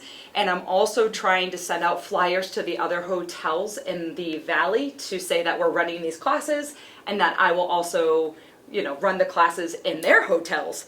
And also I'm going to try to segue that to the hospitality certification course that I teach. So I'm trying to get that out in the valley as of right now. Our program in the county jail is growing very fast. They are paying for an instructor, which is fantastic, to teach the inmates. So that's going very well. That started last month. And we are doing really well with our classes inside our high-set preparation classes inside our school in Tamworth. And also we are running English 1, Future Leaders of New Hampshire. And today was the first day of the basic literacy class for Northern Human Services. So I'm missing that right now, which is sad because I love that group. But yes, so we're running that this semester. So we had over 35 students enroll in just the month of September. So last year, I ended the year with 134 students, and since the first start of my fiscal year, which was July 1, I already have 61 students. So, we're continuing to grow, which is fantastic. The students that I serve in the county jail, I will say majority of them don't come from Carroll County, but I'm serving them in the county, so I didn't really know what to do with those numbers because they are being served here, but when they are released, they most likely will go back to their own county. But I am serving them here. So anyway, we're growing, and this is my first time applying to this grant. This year, I get up very early in the morning. I work till very late at night to run my program. I just hired 2 assistants.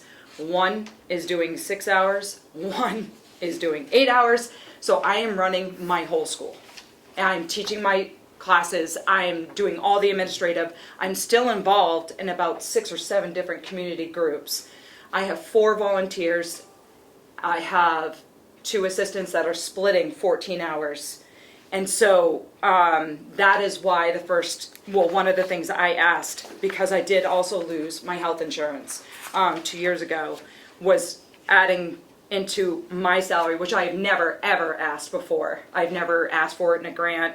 And also for more money for instructors' salaries. I have these classes that I want to run, but the state has only given me 5 classes to run per year, and that's just not enough. And so the other ask is, this year I was granted $68 for books. And in the past, for books and digital subscriptions, etc., I was given $3,800. So when I put my classes in the Wolfboro Library in Conway and Ossipee, there needs to be more materials. I need more books. So I am asking for money for more books, which is needed. And also, like I said, it kind of overlapped. I do need more hours for my assistant salary. I also asked that in ARPA. Like I said, I didn't know what was going on with ARPA. So I asked it kind of again. So depending on when the money comes in, I will take one or the other. I'm not trying to double dip. And I just want to make that clear. If ARPA is that those funds are approved for me for the administrative assistant salary, then I would take it out of this grant. So that's why I kind of wanted to explain that. What's the total there? Because you didn't put a total. Oh, I'm sorry, it's at the top. 71, okay. 71,280.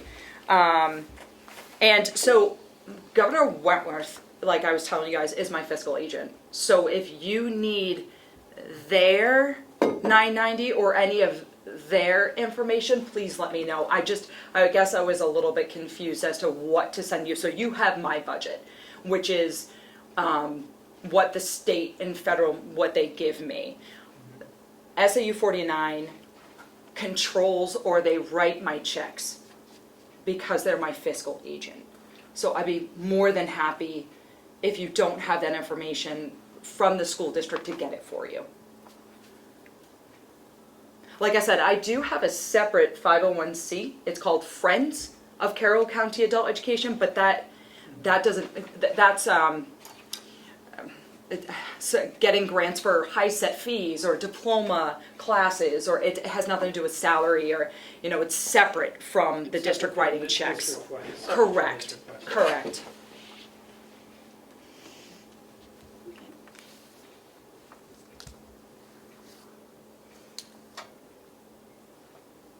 Commissioner Flash, any questions? I guess, yeah, because I guess there's going to be overlap then for this 71,000. Yeah. There's overlap with the ARPA request. How much overlap is there? I think you said about 12,000. Is that the one you were? Well, no. So the salary was asked in ARPA, so that's 12. I think I asked actually for books in ARPA, so that's 13. And then also the instructor's salary, I asked in ARPA. In ARPA. Mm-hmm. And the request in ARPA was a multi-year. Yes, correct. It was. It covered multi-years. Yes, correct. 3 years. Yeah. Okay. I think it was 3 years. Correct. At 55 a year, is that right? Yes. How it broke down? Yep. Okay. Okay.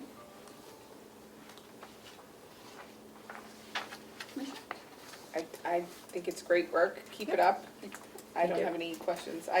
We've seen Crystal. Yeah. And it's lovely to see you again, but we've seen her I 3 know. times.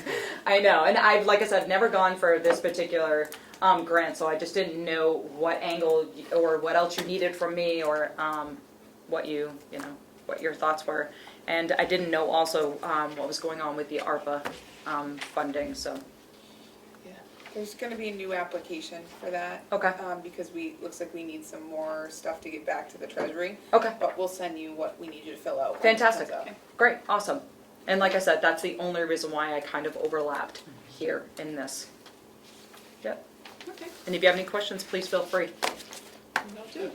I have a couple of questions, if it's okay. Just on the formation of the entity. How is it formed? Is it, and is there a board of directors in place? So because the school is our fiscal agent, I believe that would be like the school board of directors. My nonprofit has a board of directors. We have a board of, we do, yeah, our 501c does. We have bylaws, we have that on the side. But again, it has nothing to do with the salary portion or, Of this? yeah, exactly. How much, what's the budget for the nonprofit? Is there, they're raising money to support this operation, or is it? They're raising money to send students through the school. Yeah, Yeah. that nonprofit raises money to pay for their high set exam fee of $125, Okay, and also their diploma class fee, which is $150 a class. okay. Yeah, yep. And so what you're doing through this is overseen by SAU 49? Yes, yes. Who's I guess, is there a contact person at SAU 49? Stephen Geyer, I believe he's retiring fully, but he was my boss. Oh, okay. Yep, Stephen Geyer was my boss. He may still have a few days, I don't know. But yes, Stephen Geyer. And if he is not still there, it is Kathy. It's Kathy Kathy. Edwards, correct. And is there any kind of agreement with SAU 49 in writing, or There should be. Yeah, we've been around for over 20 years. There should be. Okay, We pay an indirect cost to them also. to do this work? Correct, yeah. To be your fiscal agent? Yep. Yeah. Yep. Okay.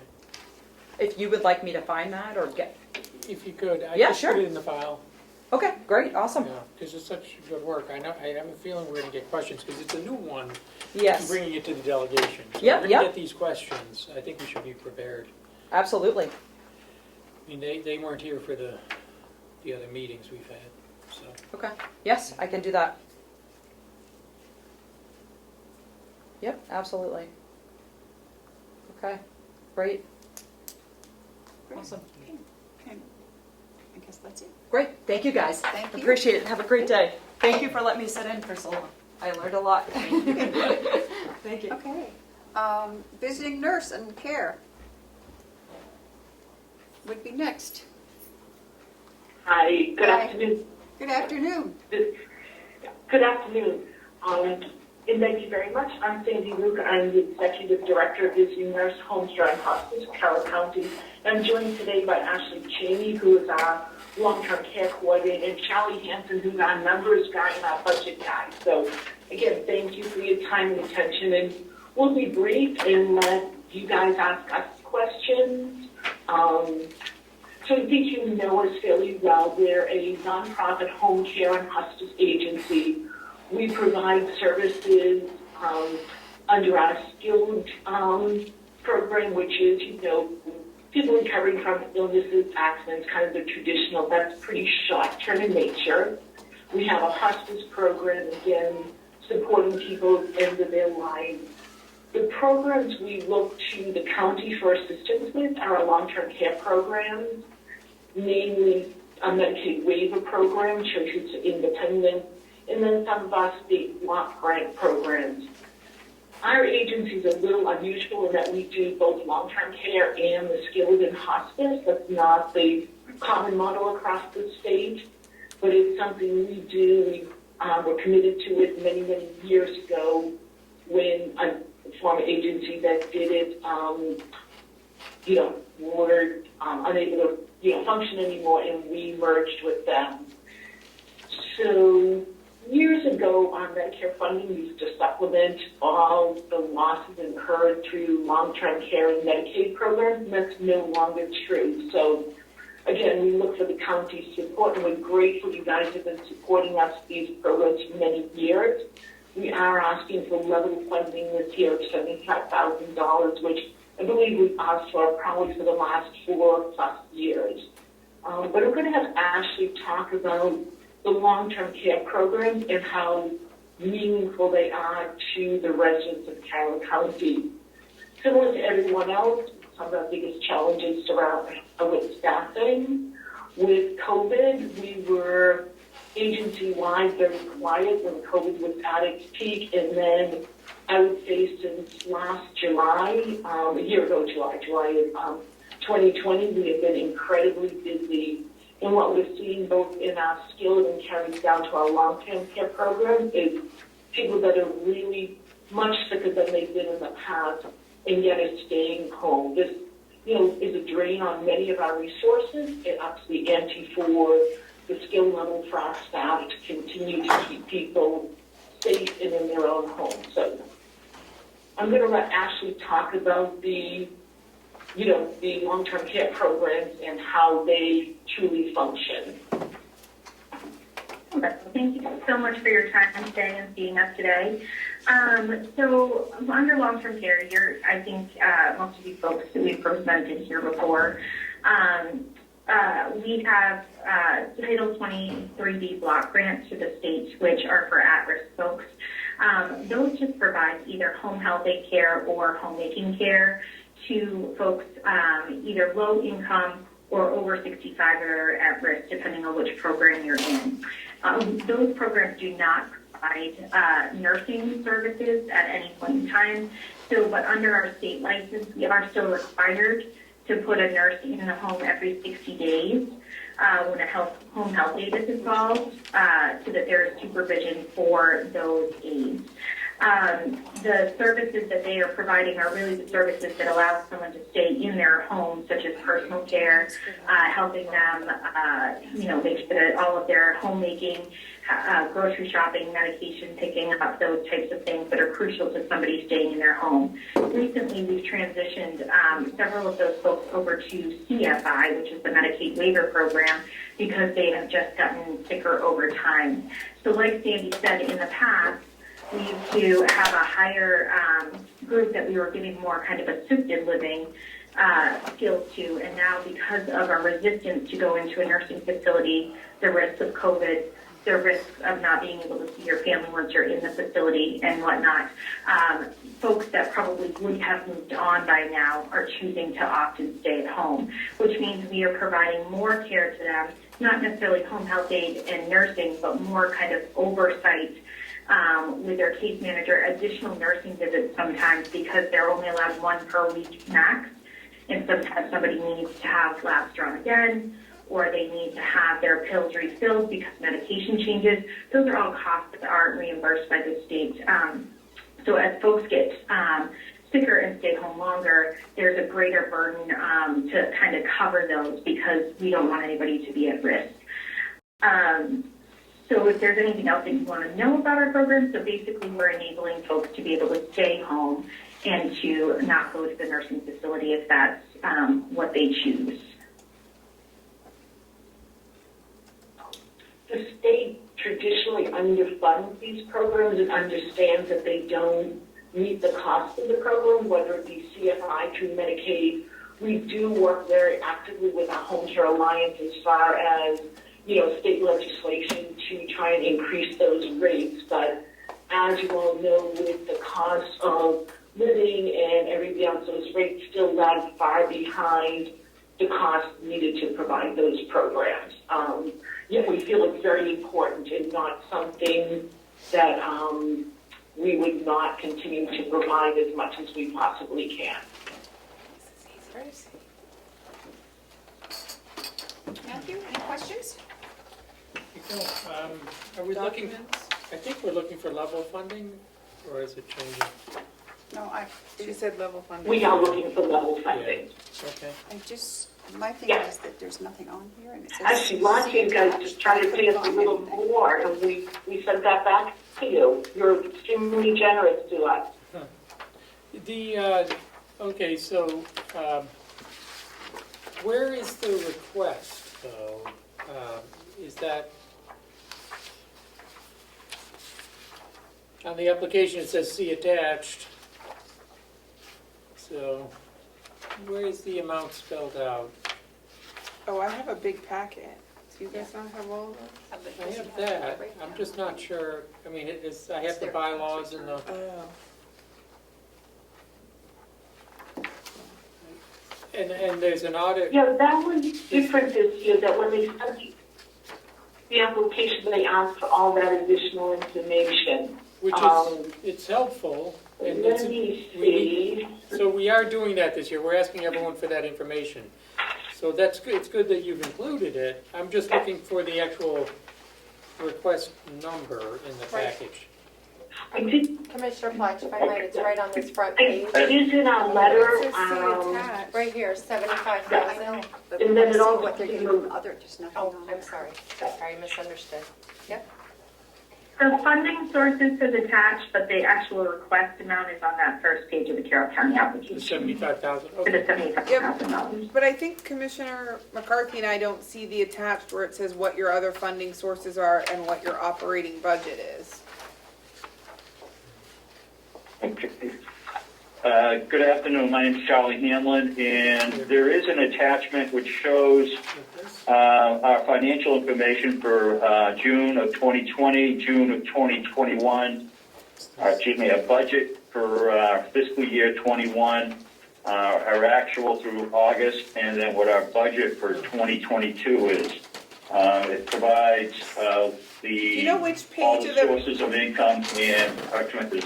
Do you know which page of that packet that's pretty on? It's near the front.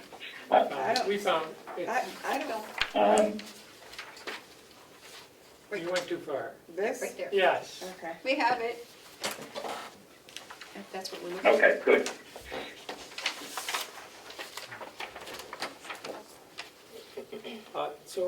One question I have is, how many employees do you have?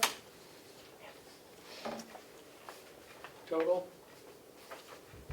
You said how many employees? We have 55 employees, Okay. and that includes office staff, field staff, plus we have about 20 volunteers that work primarily in our hospice program, and we provide all our employees full benefits, which again, many agencies that just provide long-term care do not benefit their employees, and all our employees get full, available full health and dental benefits.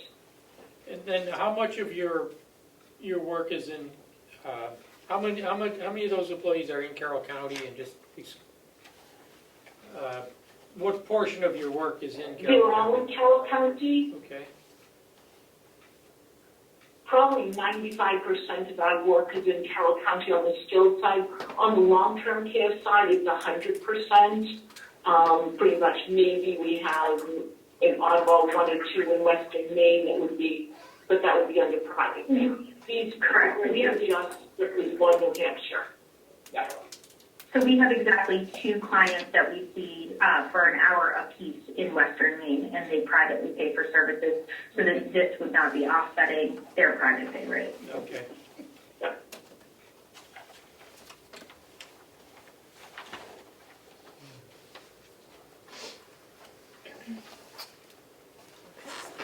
Right?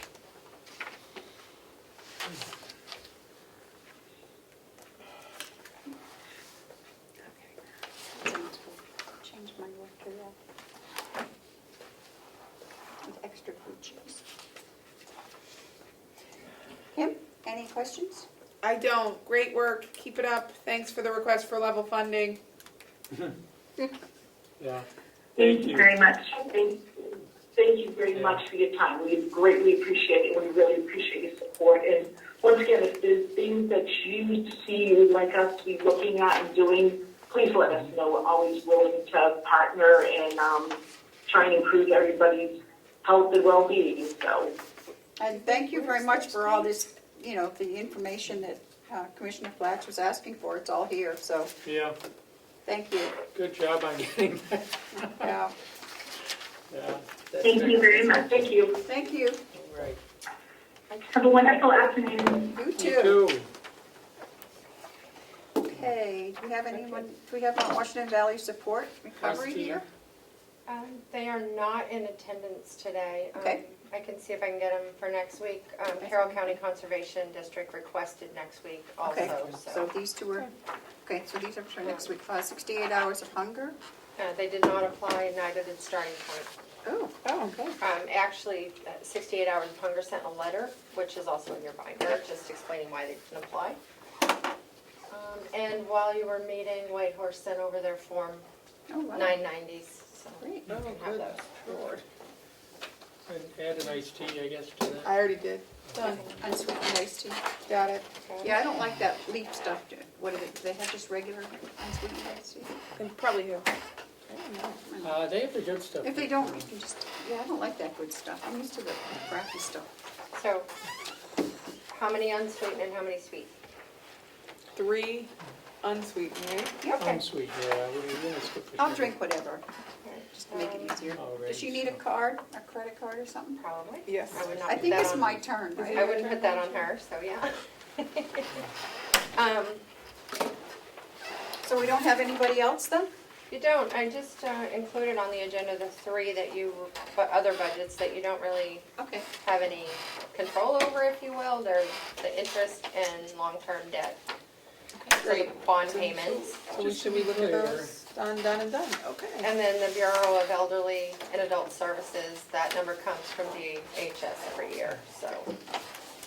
Those 3 are in your binder, but that's it. Okay. And I will, are you gonna go into recess now, you think, or are you gonna keep going? I don't Do you want know. us to look at those 3 now and then we go into recess, or? Okay. Yeah. Yeah. Who's presenting? They're ones we have no control over. so we're Presented just by looking. me, you're welcome, I don't know. Joe, you should present. I don't see that I have a tab for 4190, Melissa. What am I doing wrong? What is that one? Sorry. I just screwed Oh, up my. no, I got it. I got it. What are we looking at now? What number? Human Services 4190. 4190. It's the BEAS number. It comes right from the Department of Health and Human Services, and I don't believe it's optional to pay. No, So. it's not, so. What if we Done, got- reviewed. What if we employed androids only? Okay. Then there's line 9100 and 9160. Hold on, where's the insert for 4190? Is it here somewhere? Yes. I screwed my whole book up, sorry. It says BEAS on it. It's a one-page little chart. Where did I put it? Where did all your other stuff? Pick it up. I don't know where Commissioner it Patch, you're a mess. is. 4170. I'm looking for 4190. It's all this from last week. Not here. I must have ended up in the wrong place somewhere. It's like one page. Yeah. Commissioner Tesari, he can have this one. Here it is. It's right here. It's right here. Yeah, why'd you put it over there? I don't know, Commissioner Patch. I thought it might be easy for you to find How am over I there. supposed to find I it? used my gadget arms and like rearranged your papers. So what does this cover? What does Human Services cover? I don't know. What's this about? Well, this actually is the nursing home, so is Dee on there? She might be able to explain it better. Dee, can you hear us? Yes. I can indeed. Would you like to explain that to Commissioner Platch? It's a big number. Because you could probably do a better job than I What are could. we looking at? Bees. What is BEAS? The Bureau of Elderly and Adult Services. That's important. So they do a lot of times investigations. If someone comes in or they do criminal records checks, they ensure that residents are protected through screening and such with staff and staff concerns. And that costs $5.5 million. Adult protection. That's $5.5 million? Can I ask her a question? Sure. I'm asking any questions on that? Dee, so every year we have What to, board are you referencing? we have to budget about $5 million every year for that, a payment to the Bureau of Elderly and Adult Services. And so do you have a better understanding, an easy explanation of what that money's for? Yeah, let me pull my budget line out and I can tell you exactly what that line item is for. Oh, it's So give me a couple minutes and I'll pull it and I'll come back on. Okay. very hard to explain We easily. send Okay. that money, it's money that we send in to them? I will do it, I'll pull it out. So we're Thank paying- you, Dee. So it's like a tax. Right? Yeah, so I never knew exactly how it It's very, the formulary is very is. complicated. Yeah. It's a state formula, but it's basically a tax. Oh, I'm getting you a card, right? Melissa, I have these two lines separated in mine. 900 and 9160 are separate tabs. Oh, they are? Yes. Can I just take one of them out? Yeah, I had the same problem. I'm gonna Oh. need another copy of that or something. Because in mine it's combined. It's not like this on yours? No, see, they're separate. Oh. Yeah, if you want to take one out, then I'll just make you a new tab. Thanks, that'd be great. Okay, thank I'm you. looking for 9. But then the tabs won't be in order. Because I like to keep them on one page so you can see the interest and the principal all on one page. Why not just give me another copy of the sheet, I'm looking and for, I'll put it in both tabs, the same sheet. so we don't have anything on the long-term debt, right? It's on the same page as the interest. It's on No, the but I same mean, page as the interest. so they're all in here. It's all on that first page.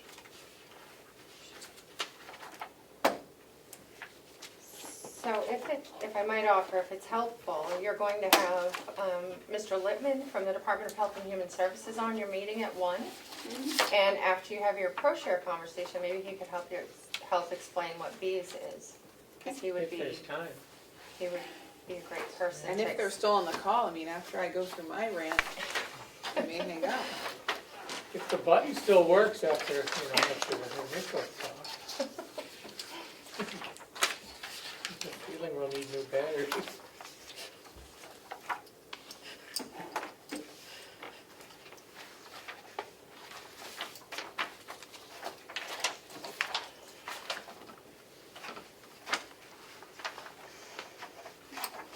I don't think I don't know. Now That I'm was missing the one. VNA, right, that we just did, the visiting nurses? Okay, shall we just go into recess then? We don't have anything else, right? Not Until before 1? you're, Okay. you have other things, but you can do them after. Okay. So 1 o'clock, I guess. Going to recess until 1 o'clock. Oh, there's Dave. Hold on. It is 12:39. Dee's back. Out of recess? Yeah, these is, Come out of recess. We're out of recess. It's still 12:39. Okay, Dee. Ed was going to have a Okay. heart attack over that was here. the quickest recess ever. I know. PES payment is a figure that the state gives us for all the care and the resources that are used in the county for county residents that come into a facility. And so the numbers negotiated from the state as far as what we would pay them for whatever miscellaneous services. But Kathy Armstrong oversees that. We don't have anything to do with that number. It's given to us from the state, and then it's administered from there. It used to be under our supervision, but now it's not. And so the number is given to us by the state based on one of those wonderful formulas like ProShare. Great. So Kathy can probably give you the detail on it, of how it breaks down, because she should have all that information right there. And that's what we get. If you Want me to send her your way? This is what we get, Commissioner Platch, as an explanation. It's very complicated, so I'm sure Commissioner Platch will dive right in.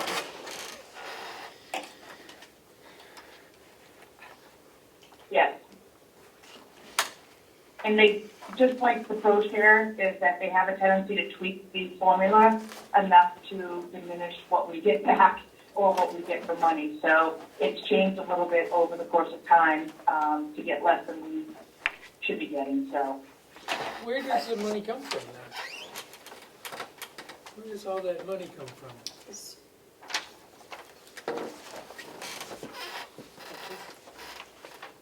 Is Kathy going to be at that meeting at 1? Don't know. Do you want me to have her? Sure, if she wants to come up. Okay. Well, no, I don't think we need her. Bonnie will be here Okay. on the Zoom, and we'll ask Henry Littman will be on. Supposedly he can explain it, right? Yeah, we'll be fine. Don't worry, Dee. You should be able to. We'll be fine. Although we're We'll never be fine. We'll be fine. We're never fine. Fine. All right, well, we'll see you in just a few minutes. We'll be heading over. Okay, Oh, great. Thank you. thank you. You're welcome. This is good.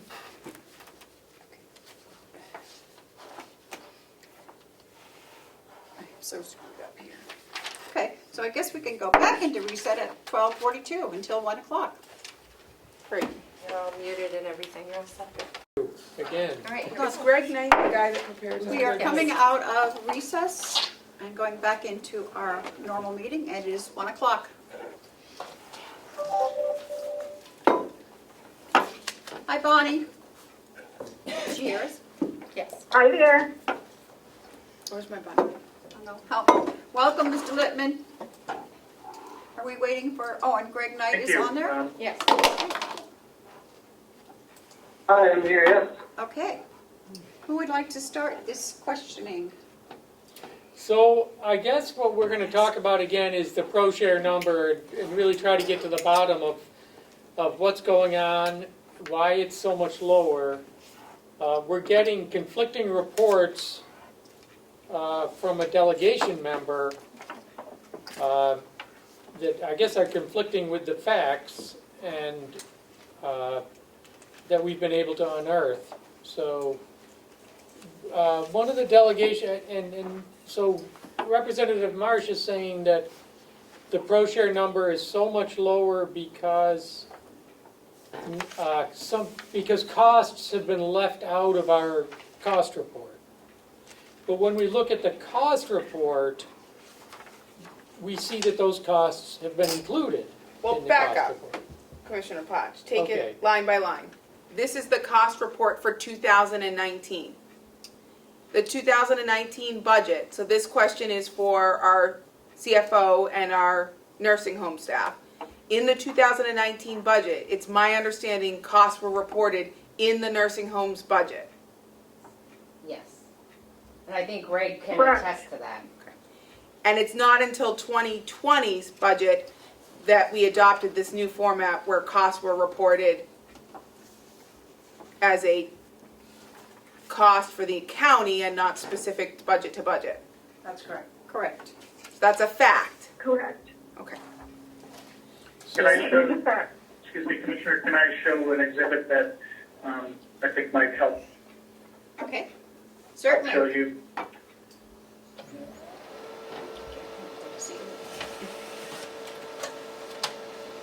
So, Christy Roy, who's with me in the office here, but not on screen, put together,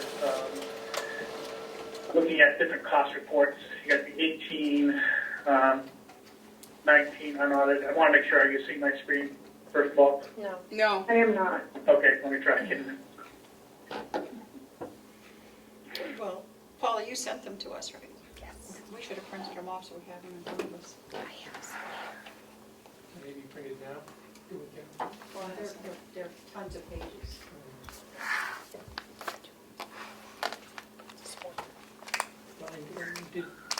Did Greg prepare them? You should be seeing my screen now. Okay, Yes. now we see Yeah. it. Yep.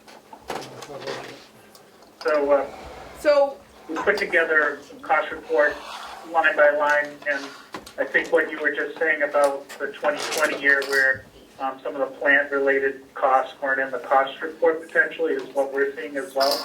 How can that be? Because that's not exactly what I see. The total capital, right at the top, says $1,431,450, and then in 2019, it's $1,251,642, and then in 2020, it's only $100,000 less, which shouldn't equate to half of our pro share disappearing. So Commissioner, what I'm trying to get you to focus on is the shaded area in sort of a yellowish kind of tone in terms of where there was a, if you will, in 2020 a gap. I think in terms of the pro share amount in 19 was a function of the adjustment in the way that CMS had accounted for the revenues that you had. Okay, I want to can put up the other exhibits. No, I want to stop right there. I have very specific questions and we only have a short amount of time. I have just determined, it is a fact, in the 2019 cost report, the costs for the facility were separated out. That's a fact. Do you agree with me, Mr. Lippman?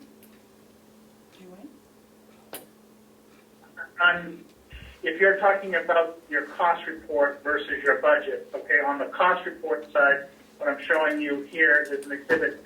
You're looking at this line 7, and I'm looking at, trying to help you understand where there may be a change in your cost in 20. If that's not your question. No, that's exactly not my question. No, that's not my question. So I want to take it fact by fact. The pro share The last permanent share payment that we received was a preliminary payment based on the 2019 cost report. Is that a fact? The payment you received in June of 21 was your last pro-share payment. It was based on your as-submitted 19 cost report, plus it had an adjustment for what was the audited final numbers for 18, which is what caused your pro-share payment to go down, which I would like to be able to put up that exhibit for you so you can see that again. But you're going off on answering the end question, which is why is the pro-share number different? I'm trying to go line by line because it's the reasoning to me of why the numbers are different that I'm trying to get at. And I want to stay focused on what specifically the issue is. So the 2019 payment that the last payment we received of pro-share was based on the 2019 Medicaid cost report, and now you say the audited numbers from 2018. Is that a fair statement? The 21 payment that you received was an interim payment that was based on 19 interim cost report and an adjustment for the 18 final audited Isn't cost that what I report. just said? Yes. Yes. Am I crazy? Because I feel like that's what I just said. Okay. So he's agreeing. He's agreeing. Okay. So that cost report showed, according to an email sent by Representative Marsh on October 12th, that cost report showed $2 million in lower costs. That's not accurate based on anything we're seeing. Because the cost... In terms of your cost in 2009, Yes, because the costs are not separated in the budget until 2020. So the chart on the screen, in terms of the chart on the screen shows that change in payment, the costs are all included in the 2019 cost report, on which the 21, we would agree with that. and that's, Okay. So the statement in this email that says cost report showed $2 million in lower costs due to the fact that the prepared cost report was based on the MVC section of the budget is not true. It does not appear to be that case. I would agree. yeah. Okay. And so the reason for the discrepancy is the change in the rules at CMS.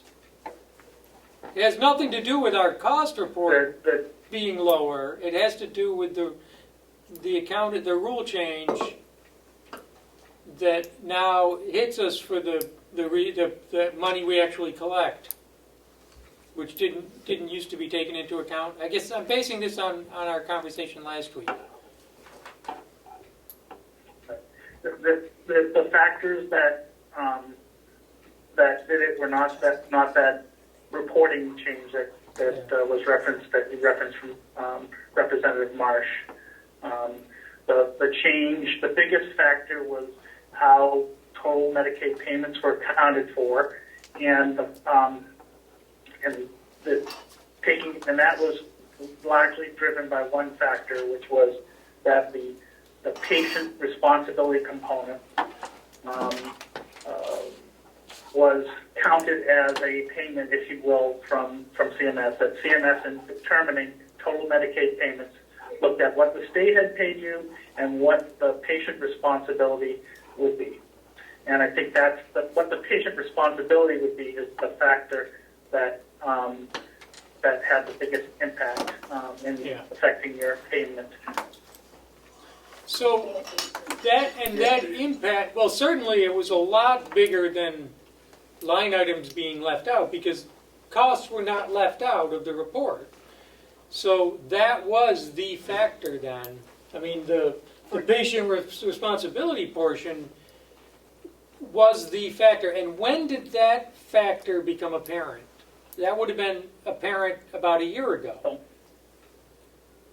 We knew before in getting approval for what we were going to pay out in 21 is when that came up in discussions with CMS, and we worked with CMS to try to offset some of that impact, which I illustrated to you in terms of some of the ways we got CMS to rejiggle their cost allocations so more favorably for all counties, not just Carroll County. But there was a $1.3 million impact on your payments, and we were able to assist in cost offsets of $476,000, almost $477,000. But there were other things that also offset that. So the net impact of the other changes was about $264,000 against the $1.3 million. And that's where you get that $1,060,000 impact. So when did you know that? Well, we were working on, it would have been March of 2021. Was that communicated to Representative Marsh? So I don't know if we talked to Representative Marsh or not, but we did meet with the counties and the county administrators and the nursing home folks, because I wouldn't necessarily have a reason to have that conversation with Representative Marsh, but it's possible we did have a conversation, but it would have been sort of a side thing in terms of some other conversation, but in terms of specifically when CMS raised these concerns with us about how they were going to approve our next ProShare payment, that was, the communication we had with the county specifically. So I'm looking at an email that Representative Marsh sent on April 22nd, 2021, that he sends to Paula, in which he indicates that he just got off a Teams call with Mr. Henry Lippman. Do you recall that Teams call? Yeah. He then says Representative Marsh and I had number of calls. If you have some documentation, I'd be happy to take a look at it and confirm that if my name's on it, I wouldn't deny that I have the conversation. No, it's just an email where he references a Teams call, and he indicates that the ProShare is reduced due to the reductions in costs reported by MVP on the cost report. So again, he says it there again in April after, and he alleges that that's after a Teams call with yourself. He says, I'm going to read it. If I could just read this, he says, the ProShare is reduced due to a reduction in costs reported from MVNH on the cost report. Apparently there is about a $2 million variance in less cost reported year over year. And then he says there's also a $720,000 reduction due to an adjustment on a prior cost report, but that is a small piece. Henry said this usually happens when there has been a change in accounting such that all costs are not captured on the cost report.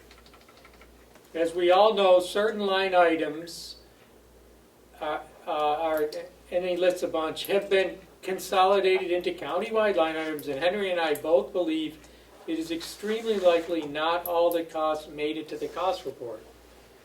But that's a statement for Representative Marsh. Is that what you said?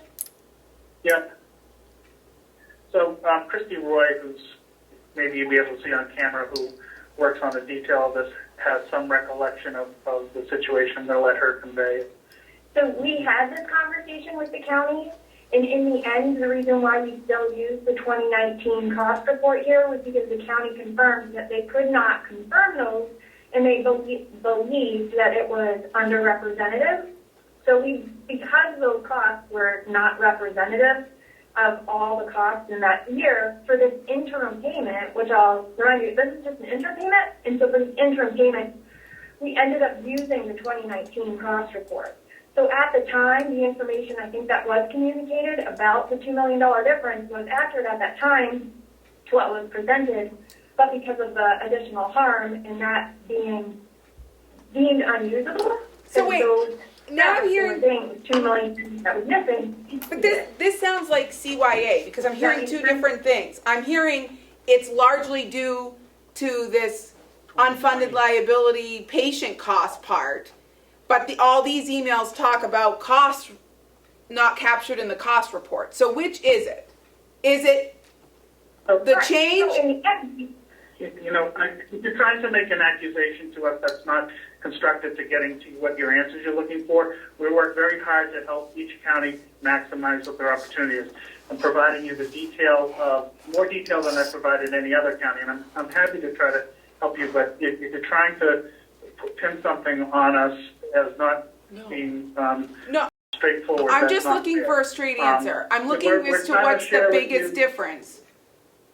What, this is And $1 million. I'm happy and proud to give you the detailed calculation so you can you can look at the spreadsheet, you can look at all the formulas and how we arrived at the number. We're trying to be totally transparent here. You know, there are situations that occurred that when we saw that counties were going to be hurt, we worked extra hard to try to deal with those. So the timing of that email may have, or that conversation may have been in the interim period before we worked out something better for the counties. So I apologize if it's a little confusing, but it's only because we're doing our best effort to try to make things work for the counties.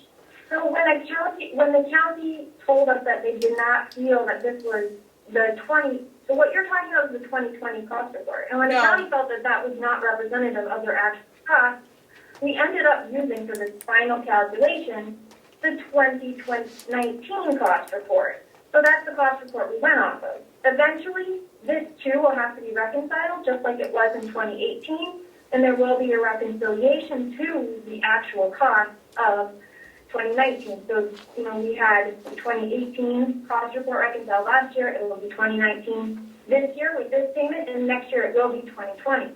The 2020 cost report, your fiscal year 2020, is not fully audited yet. So there's still time, I think, to verify and make those adjustments for the 2020 cost report. How much Once time? that one's fully audited, we use that one this year. So if those costs are in fact down $2 million, I would expect the next pro share to be down an additional expense because of that. And of course, we have other factors in here, such as the Medicaid census. You know, it's all based on that percentage of residents within that cost report. And of course, if you have fixed assets in there that maybe have gone down, and it's only the patient per diem, patient expenses, like, it's not, ultimately, I think what you're looking at is that the costs, yes, they were different. Did we end up using them? We didn't use the 2020 here, and we didn't use it because of that. It was, from our information that we received from the counties, there was something missing. So we used 2019. But this is an interim payment, so we haven't reconciled it yet. So we'll reconcile this one. If I may ask a question. 2021. If I may ask a question, how much time is there to file an amended or an updated or corrected cost report for 2020? When does that have to get in by? So you'd have to work with Ann Driscoll. I don't have we can get to the answer, but But it's Ann Driscoll and Sunaji, the auditing team. So we can find out from their team when that's due. And it is a process, so it goes back and forth between the auditors and the department. So clearly, there's though, multiple sign-offs for that. clearly, we know that everyone knows that the costs for all the costs are not captured in the one that was already filed for 2020, but that has nothing to do right now with what we've received this year. That has had no effect on the payments we received. Right. That's the only cost report. We would agree with that. And that's the only cost report that didn't reflect all the numbers. And we need to correct that, and that's happening. We have people working on that. Capable of it when Commissioner Flash answers the question. So we need to, I guess we need to know how soon we have to get that in. And I'm looking at our staff here. Well, Greg's on the line too. We've given him figures. He's working on them as we speak. Good. And Bonnie, and Bonnie's going to make sure everything's included. She'll take a look at it. Paula and Dee are going to take a look at it. Greg, you're working on it. So we'll get that in so we don't get hurt in the future by costs being left out, which hasn't happened yet. I mean, we haven't been hurt because of that issue yet. But can we get back to the issue we have been hurt on? We have almost $1 million shortfall. And I understand that everyone's taking these as accusations, but as the commissioners, we're deemed with explaining to the public, the purpose of this meeting is to explain to the public why we're gonna have to come up with that $1 million. And I'm hearing two different things. So to make sure that we are accurately portraying this information to the public, that's why we asked you back today to have a public meeting, so that we could be sure the reasoning was understood. And I don't know about the general public, but I'm still confused because I'm hearing the two things. And I thought we had, at the beginning of this meeting, determined, and from our meeting last time, determined what it is. So I guess, I don't know if the public So at home is confused, but. I don't think so. Has Greg? Commissioner, you know,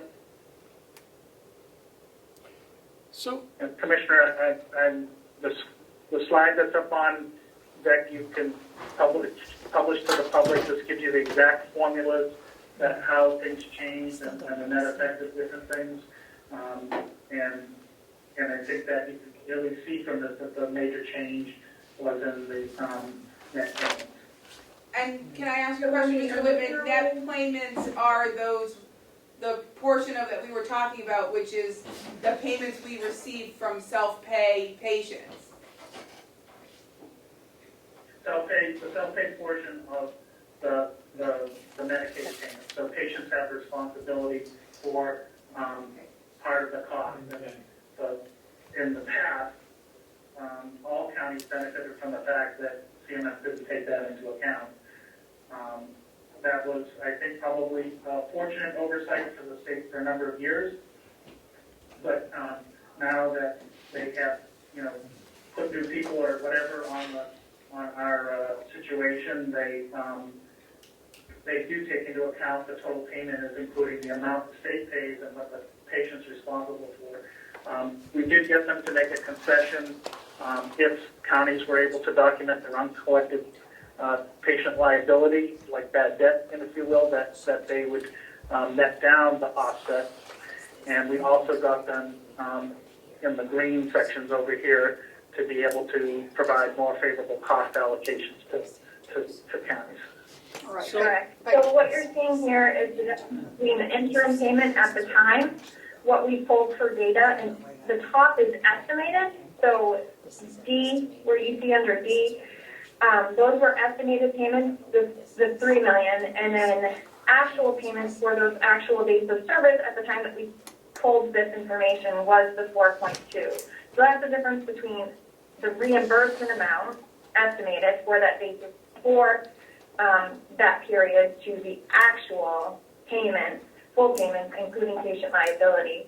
For MCLIP, it's similar. It's the difference between the estimated and the actual for actual days of service for the state fiscal year. Same with the 504 account. So the total difference there is the difference between what had been estimated for the period and what the actual payments were. that makes sense. So if I just may, for the benefit of the public, and I think for you too, Mr. Lippman, explain the issue we're having, and I think I know what happened, and so I'll explain what happened. When the commissioners developed their budget, they included a revenue line, and this is, Carroll County includes a revenue line for the ProShare money that's projected to come in. And so for this year, back in December of last year, the budget was prepared by the commissioners, and that revenue line was significantly less than it had been in prior years because of the change in the computation, which was known at the time. We knew at that time. So folks at the staff at our nursing home and the people here in our finance office projected that revenue line to be about $1.2 million less than it had been previously. When it went to the delegation, because the delegation has to approve the budget, the delegation decided to inflate that revenue line to what it had been in the prior year. Against the advice of the current former nursing home administrator. And so the nursing home subcommittee did that on the delegation and presented it to the full delegation, and I was here. I sat there and said, that's not going to happen. Please don't do it. That's going to present $1 million shortfall in our budget. and they did it, and that's what happened. That's why we're facing this $1 million shortfall. And it's upset, I'm sorry, this isn't a reflection on you at all, Mr. Lipman. It's upsetting to us as a county because we have this shortfall in the budget now. So we're trying to deal with that issue. And I appreciate that. so, I would say in the simplest form for the general public is that the pro share payment represents one of three payments that the county receives. You receive a per diem payment for each day someone is in a bed. You get a payment called NQIP that is reflects a portion of the match tax that each nursing home pays. And then the third piece to try to fill in towards the total cost, and it doesn't, is the pro share payment. Yeah. So the higher your interim payments are and the higher your NQIP payments are, and then finally the higher any additional payout that occurs from the state budget because we haven't paid out all the nursing homes. When you add up all your payments, your pro share payment is your last payment, and if those other payments are higher, your pro share payment could go down. Likewise, if your costs go down, your pro share payment can go down. So there are a number of different moving pieces, but ultimately it's payments versus costs, and to the extent that your payments before the pro share payment are higher and your costs are the same, then you're going to get less. And we'd be happy, as we do in other counties, is work with a financial officer. If you have some interim cost reports that you prepare or want to do any modeling with us, we're happy to support you and try to forecast better what it is. It's hard to forecast specifically, particularly in a pandemic period where there's been a lot of fluctuations, but we're here to help you. yeah. Really, And we are. it's And I appreciate that you're. And I think you were helping last year, which is why it was projected to be significantly lower, because we were aware of the at least at the folks at the nursing home were aware. Certainly the head of And the the finance. subcommittee was aware. So, Did you want to ask him about I think what about what? fees? Oh, another point of confusion can be the I don't know if your budget year is the same as the state fiscal year. No. No, it's not. It's Yeah, not. so that's another thing when you're talking years. Or You know, calendar year. are you a calendar year? Yeah. Yes. So when we talk year, we're talking June 30 year. You're talking December 31st. So that's always Yep. something that you have to keep in mind as well in terms of which budget you're really talking about that's impacting it. Could we just tax you for another couple of minutes on a different topic altogether that has come up? And this would be the BEAS Absolutely. payment. So it's the BEAS payment. I'm wondering, is there any way to explain the computation and how it is that number that we always is computed for that? Is there a way to figure that I out? think you're referring to I think I'm looking to Bonnie here. Is the commission referring to the county cap calculation, specifically when you say BEAS? I only know it as BEAS. Okay. It's I think you're talking about the county. It's the amount you contribute as a county to cover nursing home and home and community-based services. Yes. Is that right? Yes. Is that what you're referring Yes, to? please. Yes. Yeah. Okay. I can. It's $5.5 million. So We it's not prepare that small. calculate. Yep. We certainly can. We can do another call and run through that calculation for you as well. Okay. What I can tell you about it is that it's driven off of what is approved in the state budget, and in the most recent legislation that was passed, there was a limit on the rate of increase that could be put in that.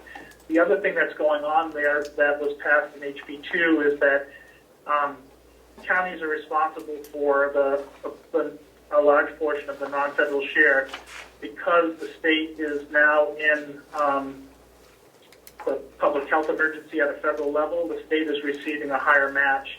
At some point, there's going to be a reconciliation and a reduction in terms of what you paid for the period of July 1 forward. There also will be a credit, I think, coming back that has a legislative component that needs to be dealt with, I think, in this session to return monies to the county for the amount that was potentially drawn above the cap. And why the money varied is because the state's match from the federal government has changed with each month that the public health emergency extended. And the public health emergency was just extended on the 18th for potentially up to another 90 days. So I think there'll be some credit adjustment coming back to you, and we can show you what the original calculation is, and then we can talk to you about scenarios of what the credit might be that comes back to you on that. Okay. That would be great. That would be terrific. Could you send us those calculations? Yeah, we can arrange that. Yep, we have another person on the team prepares those calculations and sends them out. So we can send that to you, then we can get back together at your convenience. You can give me a little bit more lead time. I'll try to free up more time on my schedule. I apologize. Okay. Oh, we appreciate your time. Thank you. Do you want to, Greg, did you want Same here. to ask Greg any questions? Because he's the one that actually does all the calculations, right? He does the cost report, yes. Yeah, the cost report. So, Greg, have you talked with Bonnie? Do you want to say goodbye to Mr. Lippman though, because Yeah, it's 1:30? I think you had to leave at 1:30, Mr. Lippman, so we can let you go. I do, yes. If you need to run, yeah. Thank you. Thank Thank you. you. Thank you. Bye-bye. And I just want to thank you for all your patience with us. Please be in touch. Okay. No worries. Thank you. I understand. Bye. So Greg and Bonnie, you guys talk, I guess, for doing that, I guess the updated report for 2020? I don't know if Bonnie's been talking to him. I know I Okay. have been, and Okay. Bob has Yeah. been sending, Bob and I have been sending emails back and forth to Greg. Okay. So I think he has what he needs from us. Is that correct, Greg? You have everything you need with Bob's info that I sent you?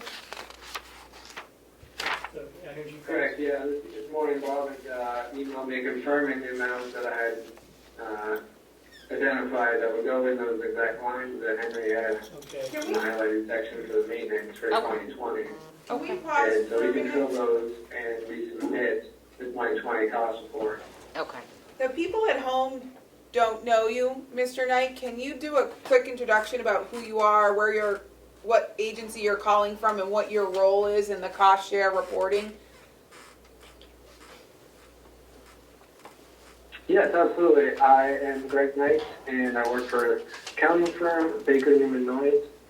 As a manager, I've been working there for 10 years in the healthcare advisory department. And our advisory department works on Medicare, Medicaid, cost reports for hospitals and nursing homes and all kinds of provider types. We do prepare several county New Hampshire nursing homes. So we're familiar with the cost report, not just with Carroll counties and Mountain Views. So we prepared and filed, I'm not sure how many years ago it's back now, with Carroll County's cost report, but at least 5 or 6 years. So when we were preparing the 2020 cost report, there was a huge difference in cost, and we had identified that for the filing, but we had to submit something in the 3 months after the fiscal year end time period to submit the cost report. So we submitted what we had best available, and that showed a big decrease in 2020. And then we've been working to identify the data to add in and resubmit. And over the past week or so, we've identified a large number of costs, both in the maintenance and in health insurance and other lines. So to be adding cost in and then sending it into the state. Could I ask a couple of questions? Yeah. Of course. Absolutely. Okay. So the deadline for the cost reporting is 3 months following the end of the calendar year? Correct. And that is a lot faster than the Medicare cost report due date is 5 months. Okay. The state is 3 months. Okay, and When we spoke last week with Mr. Lippman, he had told us that the pro share, at least the way I understood it, that the pro share payment in 2021 was based on a 2-year cycle, so that it was based on the 2019 cost report. Do you agree with that, or am I now understanding they only used the 19 because the 20 was not accurate? Yeah, I'm not involved in coming up with those numbers, obviously, Henry is. I think what he had explained earlier in the call was that they were looking at 20 when it was submitted, and then, confirmed that it was, a large decrease in cost, and we actually submitted the cost for it. And letter just indicating that we would be refiling. Okay. So I think he had said earlier, Colin corrected that they would have used 2020, but decided to use 2019. Okay. I'm just trying to understand the timing, so I guess I didn't ask that question correctly. Based on last week's conversation with Mr. Lippman, I specifically asked him, is it the 19 cost report that is used to pay the 21 pro share? And he said yes. He said that again today. Commissioners, is that your understanding? Okay. But now what I'm hearing is a mixed message that it really is the cost report.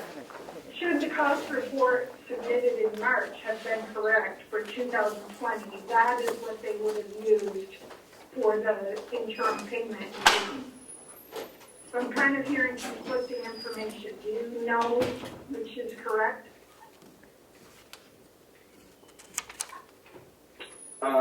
I do not know if it would have used 20 if it was correct. But that sounds like the way it was explained today, but they definitely used the 19. I must have asked 10 times. I think It was off the 2018. main confusion was with the interim payment versus the final payment. It's an interim. Pardon me, I'm sorry. Perhaps there was some confusion with the interim payment versus the final payment, because that payment they're talking about was the interim, and then there will be a final payment later on. Do you know when that is Next year. normally?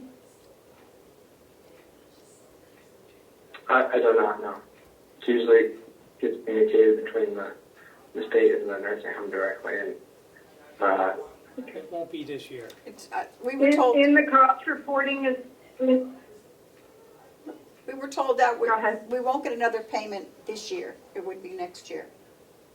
Am I correct? I believe so, and I don't believe that next this- year, meaning June of 22? Yes, and I don't believe they have audited, I don't believe the state has audited our 2019 cost report yet. I think they're like a year behind, because in this year, they just audited 2018. Right. So it would be impossible So- for the reverse to be true. It would be impossible for them to be looking at 2020 when in 2021 they were just finishing the final audit of 2018.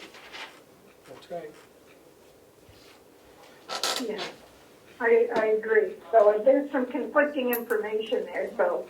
And the other thing, Greg, is there cost allocation for administrative costs that the county incurs against the cost report for the nursing home? Because there are costs in the county budget, general funds, that are incurred with the nursing home. Are those costs included?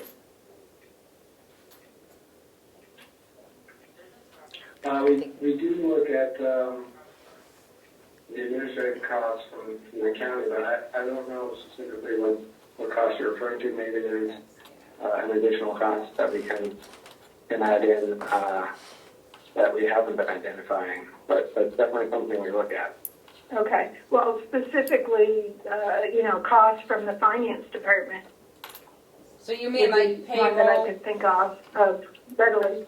payroll and payables, Yes. you mean part of that? Is that what you're referencing, Bonnie? Administrative costs. Yeah. Right. Yes. But, okay. So Greg, she's talking about, so our payroll is done through the finance office at the county business office. We send our payables over to the county finance office for the checks to be cut. Do you know if any of those people's salaries and costs are being captured. Is that something that Kathy gives you? I'm not sure. I don't think they are. I don't think it is, no. Okay, so that's something we, I can go back and verify, but we don't seem to be adding back some accounting costs. okay. Okay, and then is the 2019 closed as far as us being able to go back and amend 19 for some of those costs? So they have not done the audit yet, and during the audit, there's a time period to resubmit data and come up with the time frame. So generally speaking, as a general rule, from if they haven't started the audit yet, there's still open time for the resubmission. Okay. Okay.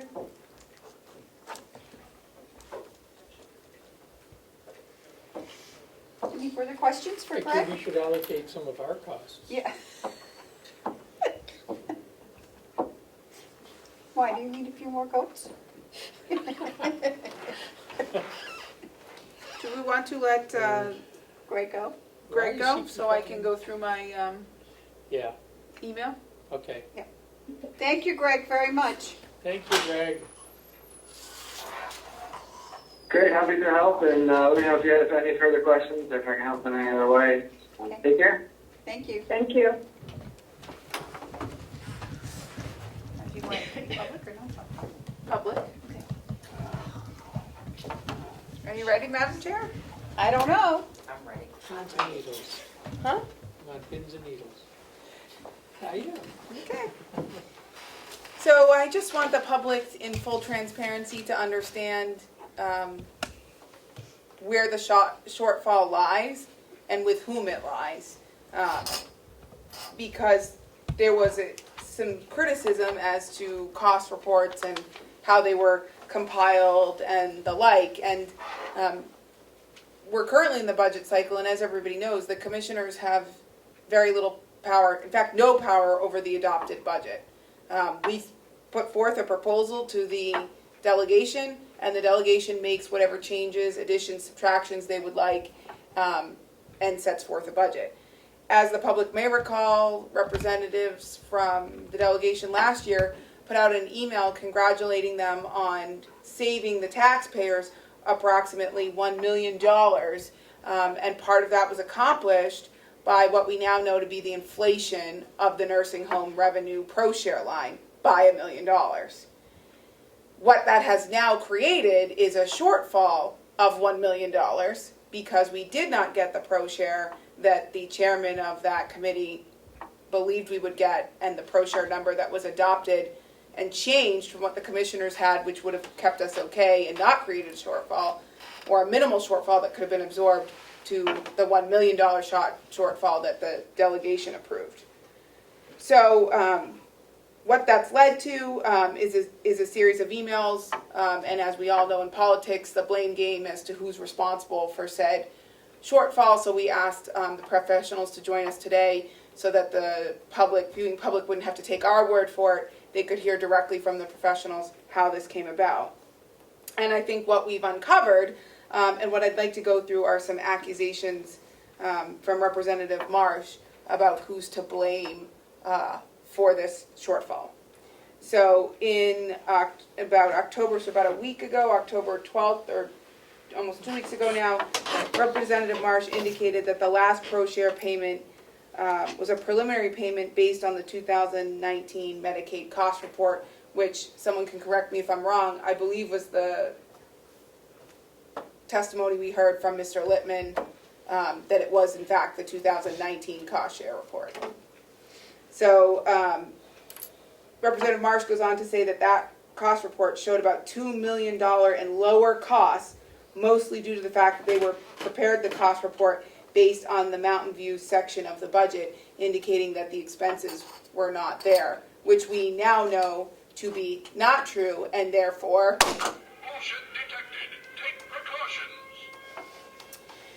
He further goes on to say that we should be aware that a number of line items were consolidated and no longer reported separately in the Mountain View budget.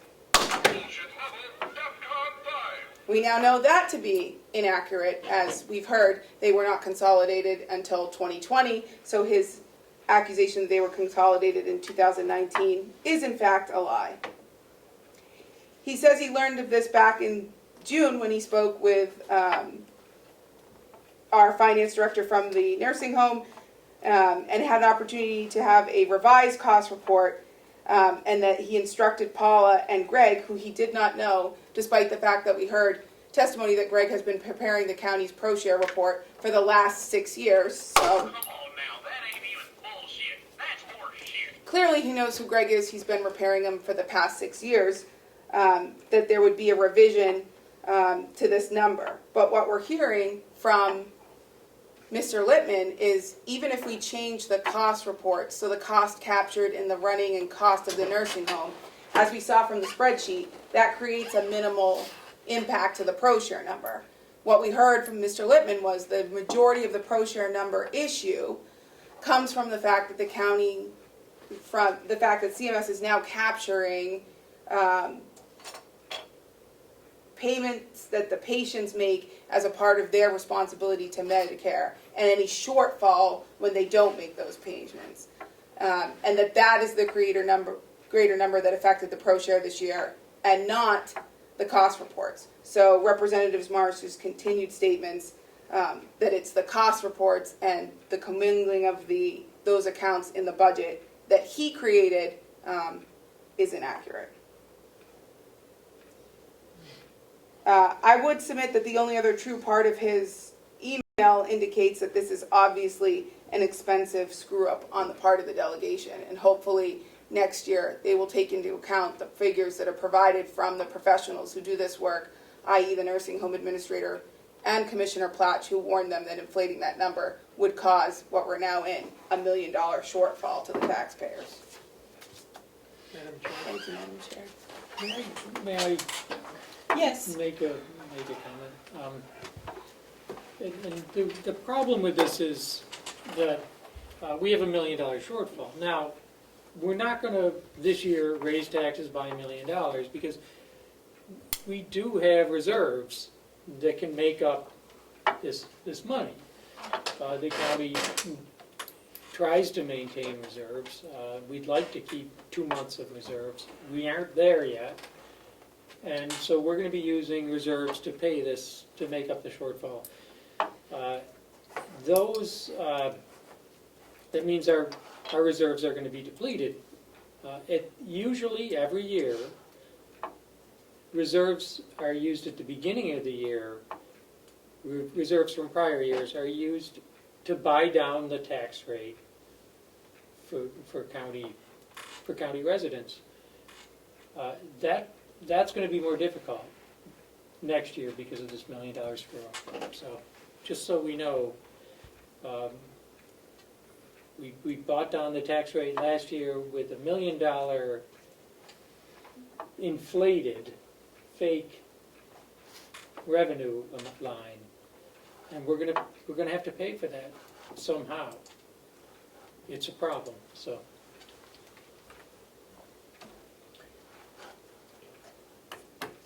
Thank you, Madam Chair. You're very welcome. Paula? Dee? I think you guys have captured it perfectly well. Yes. Bonnie? Nope, I'm good. No disagreement. Dee, you still enjoying your new job? I am getting so much experience here. I love it. It's always exciting.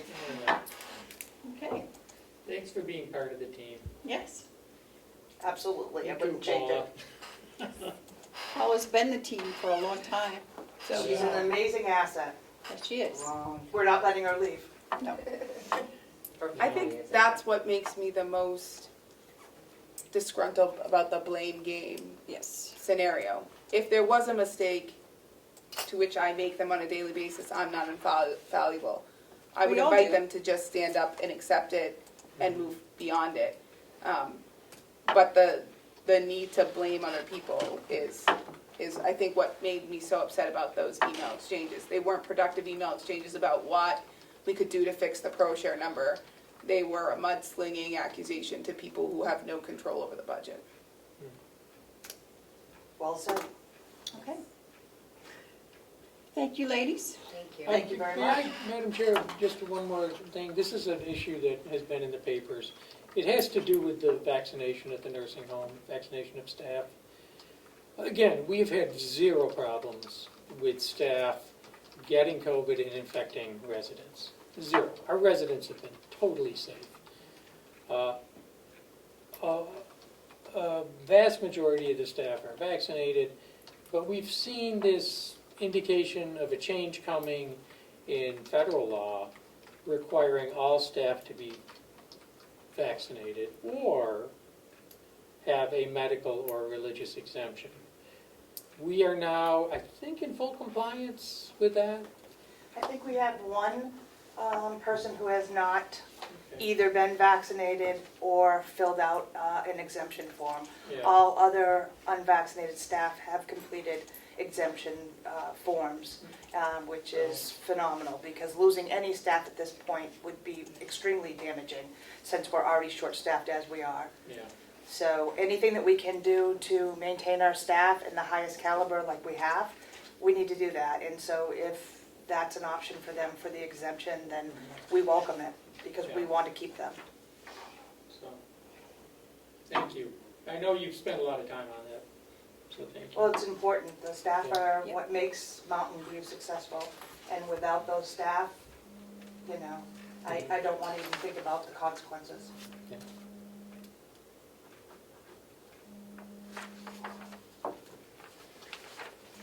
I want to thank both of you, and especially you, Paula. You've put in so much work over the years that we, as a board, did not want to see you take the hit for this.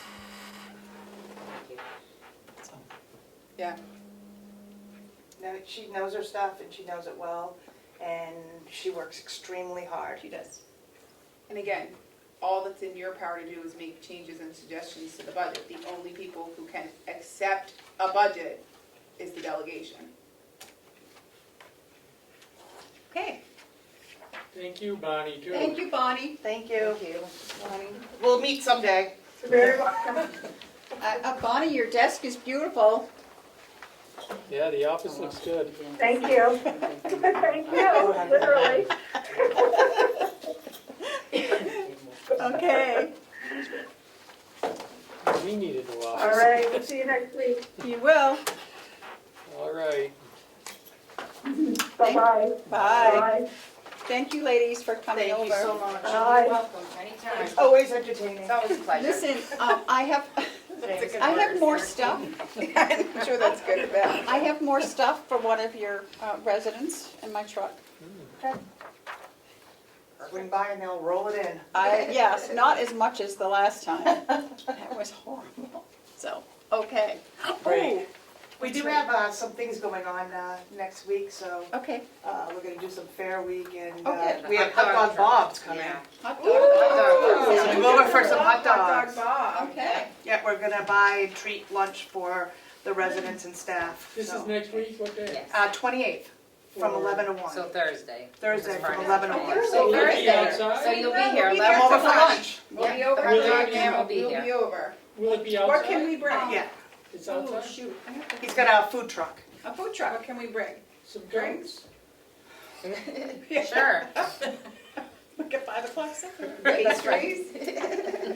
Just bring yourself. We're going to have popcorn, Italian ice, and hot dogs. Ooh, sounds good. I'll be there. So, alrighty. Put that in your calendar. Thank you. Thank you. Thank you. Oh, shoot. Are we breaking for lunch?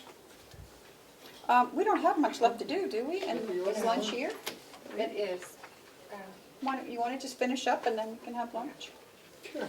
I mean, what do we have left? We We still have have, to sign checks. And we have to do Bonnie's contract and Yep, 4 things. 4 things. 4 things. It's already Okay. 2 o'clock. He's doing a good job. They're pretty quick though. Okay, go ahead. So if, could you make an announcement or that the clerk of the commissioners sign the We already MS did. 45? You already made that Yep, announcement we when I was did. back and forth? Okay, Yep. thank you. Done? I think I said 46, but for the record, it is 45. So it's based on this report that the state then sets the county tax rate, so. Yep. Thank you. On the week of November 4th, your November 4th meeting conflicts with the Association of Counties Conference. Correct? Commissioner McCarthy and I had talked about moving your meeting that week to Friday. Does that present a conflict for the other commissioners? Could we just cancel it for the week? Well, that's what I said, but she has budget stuff already. I have to keep the budget train going, if I might. So, I do have the nursing home and sheriff's department presenting that week. We held them to the last one because of the union contract negotiations. So what is that? Is that the, Friday the 5th? I could have a meeting Friday the 5th, yes. Okay. Okay, it's also IT, so. Okay, those are three. we gonna have an opportunity to go through everything and we do, you know, Yeah, we do that, yep. at the end? At the end, yep, Okay. yep. I mean, that's our normal. What is it, Friday the what? The Fifth. 5th. November 5th. You know, if you guys need to. You guys need to. Does that mean you won't be here? I can be here, I guess. I can cancel all my plans. Or what do you have, anything like family plans? I can rearrange things. Well, I don't know, you know what? Melissa, can you pull up the schedule for the conference? I'm thinking the last day there might not be much, so maybe if we just made our meeting later? Can we just get a room up there and? You have a meeting? room. No, I mean, just have a meeting at the, you have a house. We could have a meeting at your house. True, but Ed, I guess you could come to my house. Members of the public. You'd see my house? You mean I'd have to clean my house? Glad they're coming to your house, Madam Chair, not mine. Do you have a hot tub? Yeah. We have a meeting in the hot tub. That would be crazy. That's theatrics beyond even my imagination, Commissioner Platt. The Put on website's my frozen. board I can't shorts. open the Association of Counties conference schedule at the moment, so I can't tell you the schedule. I think there's not much the last day. We All can right. decide next week. Would you like to have it, well, Could We'll we decide next week. decide next week on that one? okay. I just want to make sure I give the sheriff and the administrator enough time to know. Well, let us know as soon as that comes available. We can even just Okay. do something like that over the phone. We don't have to have a public meeting for it. Yeah, you could just call Okay. for the whole. And then the other thing I have, I received a call from Caleb at the Carroll County Coalition for Public Health. Yep. And they have an opportunity to accept a large shipment of PPE, hand sanitizer, other related things. But they need a temporary storage for it. And I spoke to Director Murray, who said that there's plenty of space in the annex Okay. if they wanted to store it on a short-term basis. Yep. And just wanted to make sure the commissioners didn't have issue with that. I have no issue. Any issue?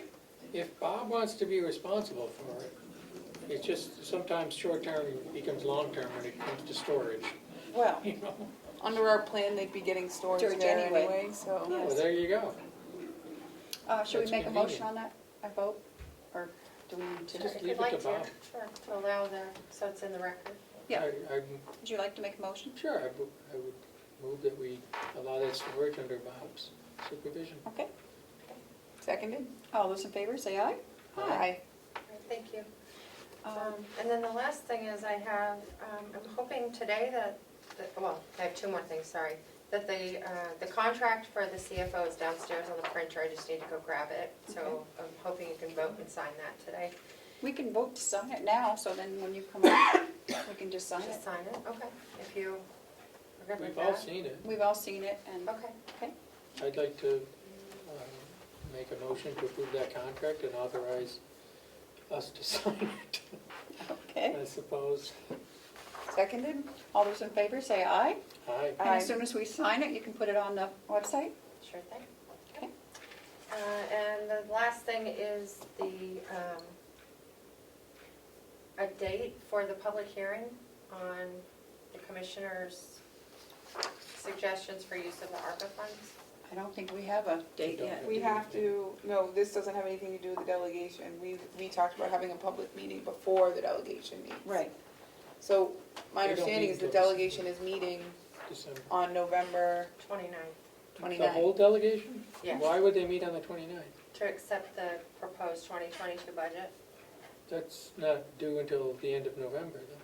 It's not due till December 1st. So Aren't they jumping the gun a little? there's a timeline, I think, do you guys have the timeline? We need an extra day. I don't even know at this point. A budget timeline that has all the dates on it. What day of the week is the 29th? It says November 29th, there'll be a hearing. Thank you. Oh, that's a delegation public hearing on the proposed budget. Yeah. So if their meeting, then I think we should have our public meeting about the annex prior to that. Yeah. When is Thanksgiving? Thanksgiving, I believe, is the week prior to that. So, get my calendar open here. Thanksgiving is on the 25th. Oh. So the 29th is a Monday after Thanksgiving. Okay, so why don't we have it the week prior to that? Yeah, what's that? On a Thursday as well, the same day of the week. That we're here? I think our public meeting, but I think it should be more later in the evening, because people are working, they're not going to be coming. What's the date? Well, we could start our meeting. Right, and then have that, Yeah, okay, sounds good to me. And roll into that meeting. What's the date? Okay, so the Thursday before Thanksgiving is the 18th. November 18th. At what time, Madam Chair? 6? I prefer earlier, but, I mean, people work, and if they want to come, I'm thinking maybe 5:30, 6 o'clock. That would give us a time to have. 5:30? Yeah. And should we start our meeting at 9, or should we start our meeting at like noon? Yeah, can. Can I just, do you have the budget timeline right in front of you? I don't have my copy, I just need to see what it says on the 18th. And for that meeting, would you like me to have the architect there? Yes. Okay. That's the one where we finalize the budget. Yeah. So is that an issue? No, that's just you guys voting to, Okay, so let's do that. We'll meet at noon on the 18th. Start our meeting at noon. I can, but so we have to go over the full budget ourselves before we vote on it, so when do you want to do that? So- For the 18th? so I have you on, I'm sorry, I don't have my copy. So on the 10th, it's a Wednesday, your meeting that week is a Wednesday because Veterans Day is on the 11th and it's a Thursday. So Okay. November 10th, I have you, do you want to have a public hearing on your budget? That's the Before day you she wants us finalize doing it? the whole thing. It's on the Remember 10th. last year we had the budget and Yeah. unfortunately there wasn't any public here? No. So it's up to you guys if you want to do Well, one, all our meetings are public, so. or if you just want to. Yeah, we'll just do it, and we can just announce it, put it on, if anybody wants to come. So rather You could than send having a public people hearing free on tickets. the, rather than having a public hearing on the 10th, you could use that meeting day to go over your whole budget. Yeah, we can do that, We yeah. can do that. Make it like a work session for the Yep. day, and I'll try to push everything else To the aside. Okay, Yeah. Okay, sounds good. thank you. I have to get my PowerPoint done then for the. Would you, I gotta call Bob. I'm supposed to go over and look at some wheelchairs today. Okay. In the annex? Can you ask him what time, maybe like at 3 or 3:30, Okay, if he's available? yeah, yep. Also, can you circulate that date for our annex meeting to anyone who has anything to do with our ARPA proposal? Now that you've set the date, there's a lot of things that'll go in motion. Great. I think also that week, maybe we could put a small ad in the paper. Sure. Yes, love it, Madam Chair. Or actually, we could actually put our written proposal in the paper and say, we are having a public meeting, we'd love to have any of your input. Yes. And put a date on it, Yes. okay? And send out maybe a little invite to The whole delegation. All the towns. all the towns and anyone from the delegation Yep, that would like to join us to hear about ARPA. We will. Would you like to do that, Joe, Ed? Does that date work for you? Sure. Okay. Okay, so, we have anything else? The only other thing, I gave you copies of Cheshire County's grant application if you wanted to take Yeah, a we'll look have at to that. Okay, we'll have to look at that, and we have to And look then at this we'll- other thing. What is this? Oh, we're supposed to. Oh, we just have to look at that. There was something you wanted us to sign, wasn't there? Oh, please That sign. policy. Okay, the policy. It's already been It's voted on? already been approved, yes. Okay. Yep. Would you sign that for me, Matthew? The policy. The, The time clock policy. okay.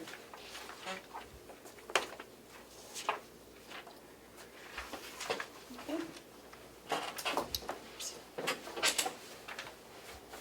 And if you would sign that, Kim, and pass it on down. Okay, thank you. Rest of this stuff next week. Okay. That's good. Okay, so we don't have anything else Do today? we need to do this one, Madam Chair? What is it? I don't know, what do we have to do with that? I don't know, it's in my packet. Oh, yeah, I saw that, yep. What do we have to do with that, Melissa? Yeah, sorry. Let me grab the sheriff's email real quick, because he wanted, thank you for that. I don't know what he wanted with it. Hold on.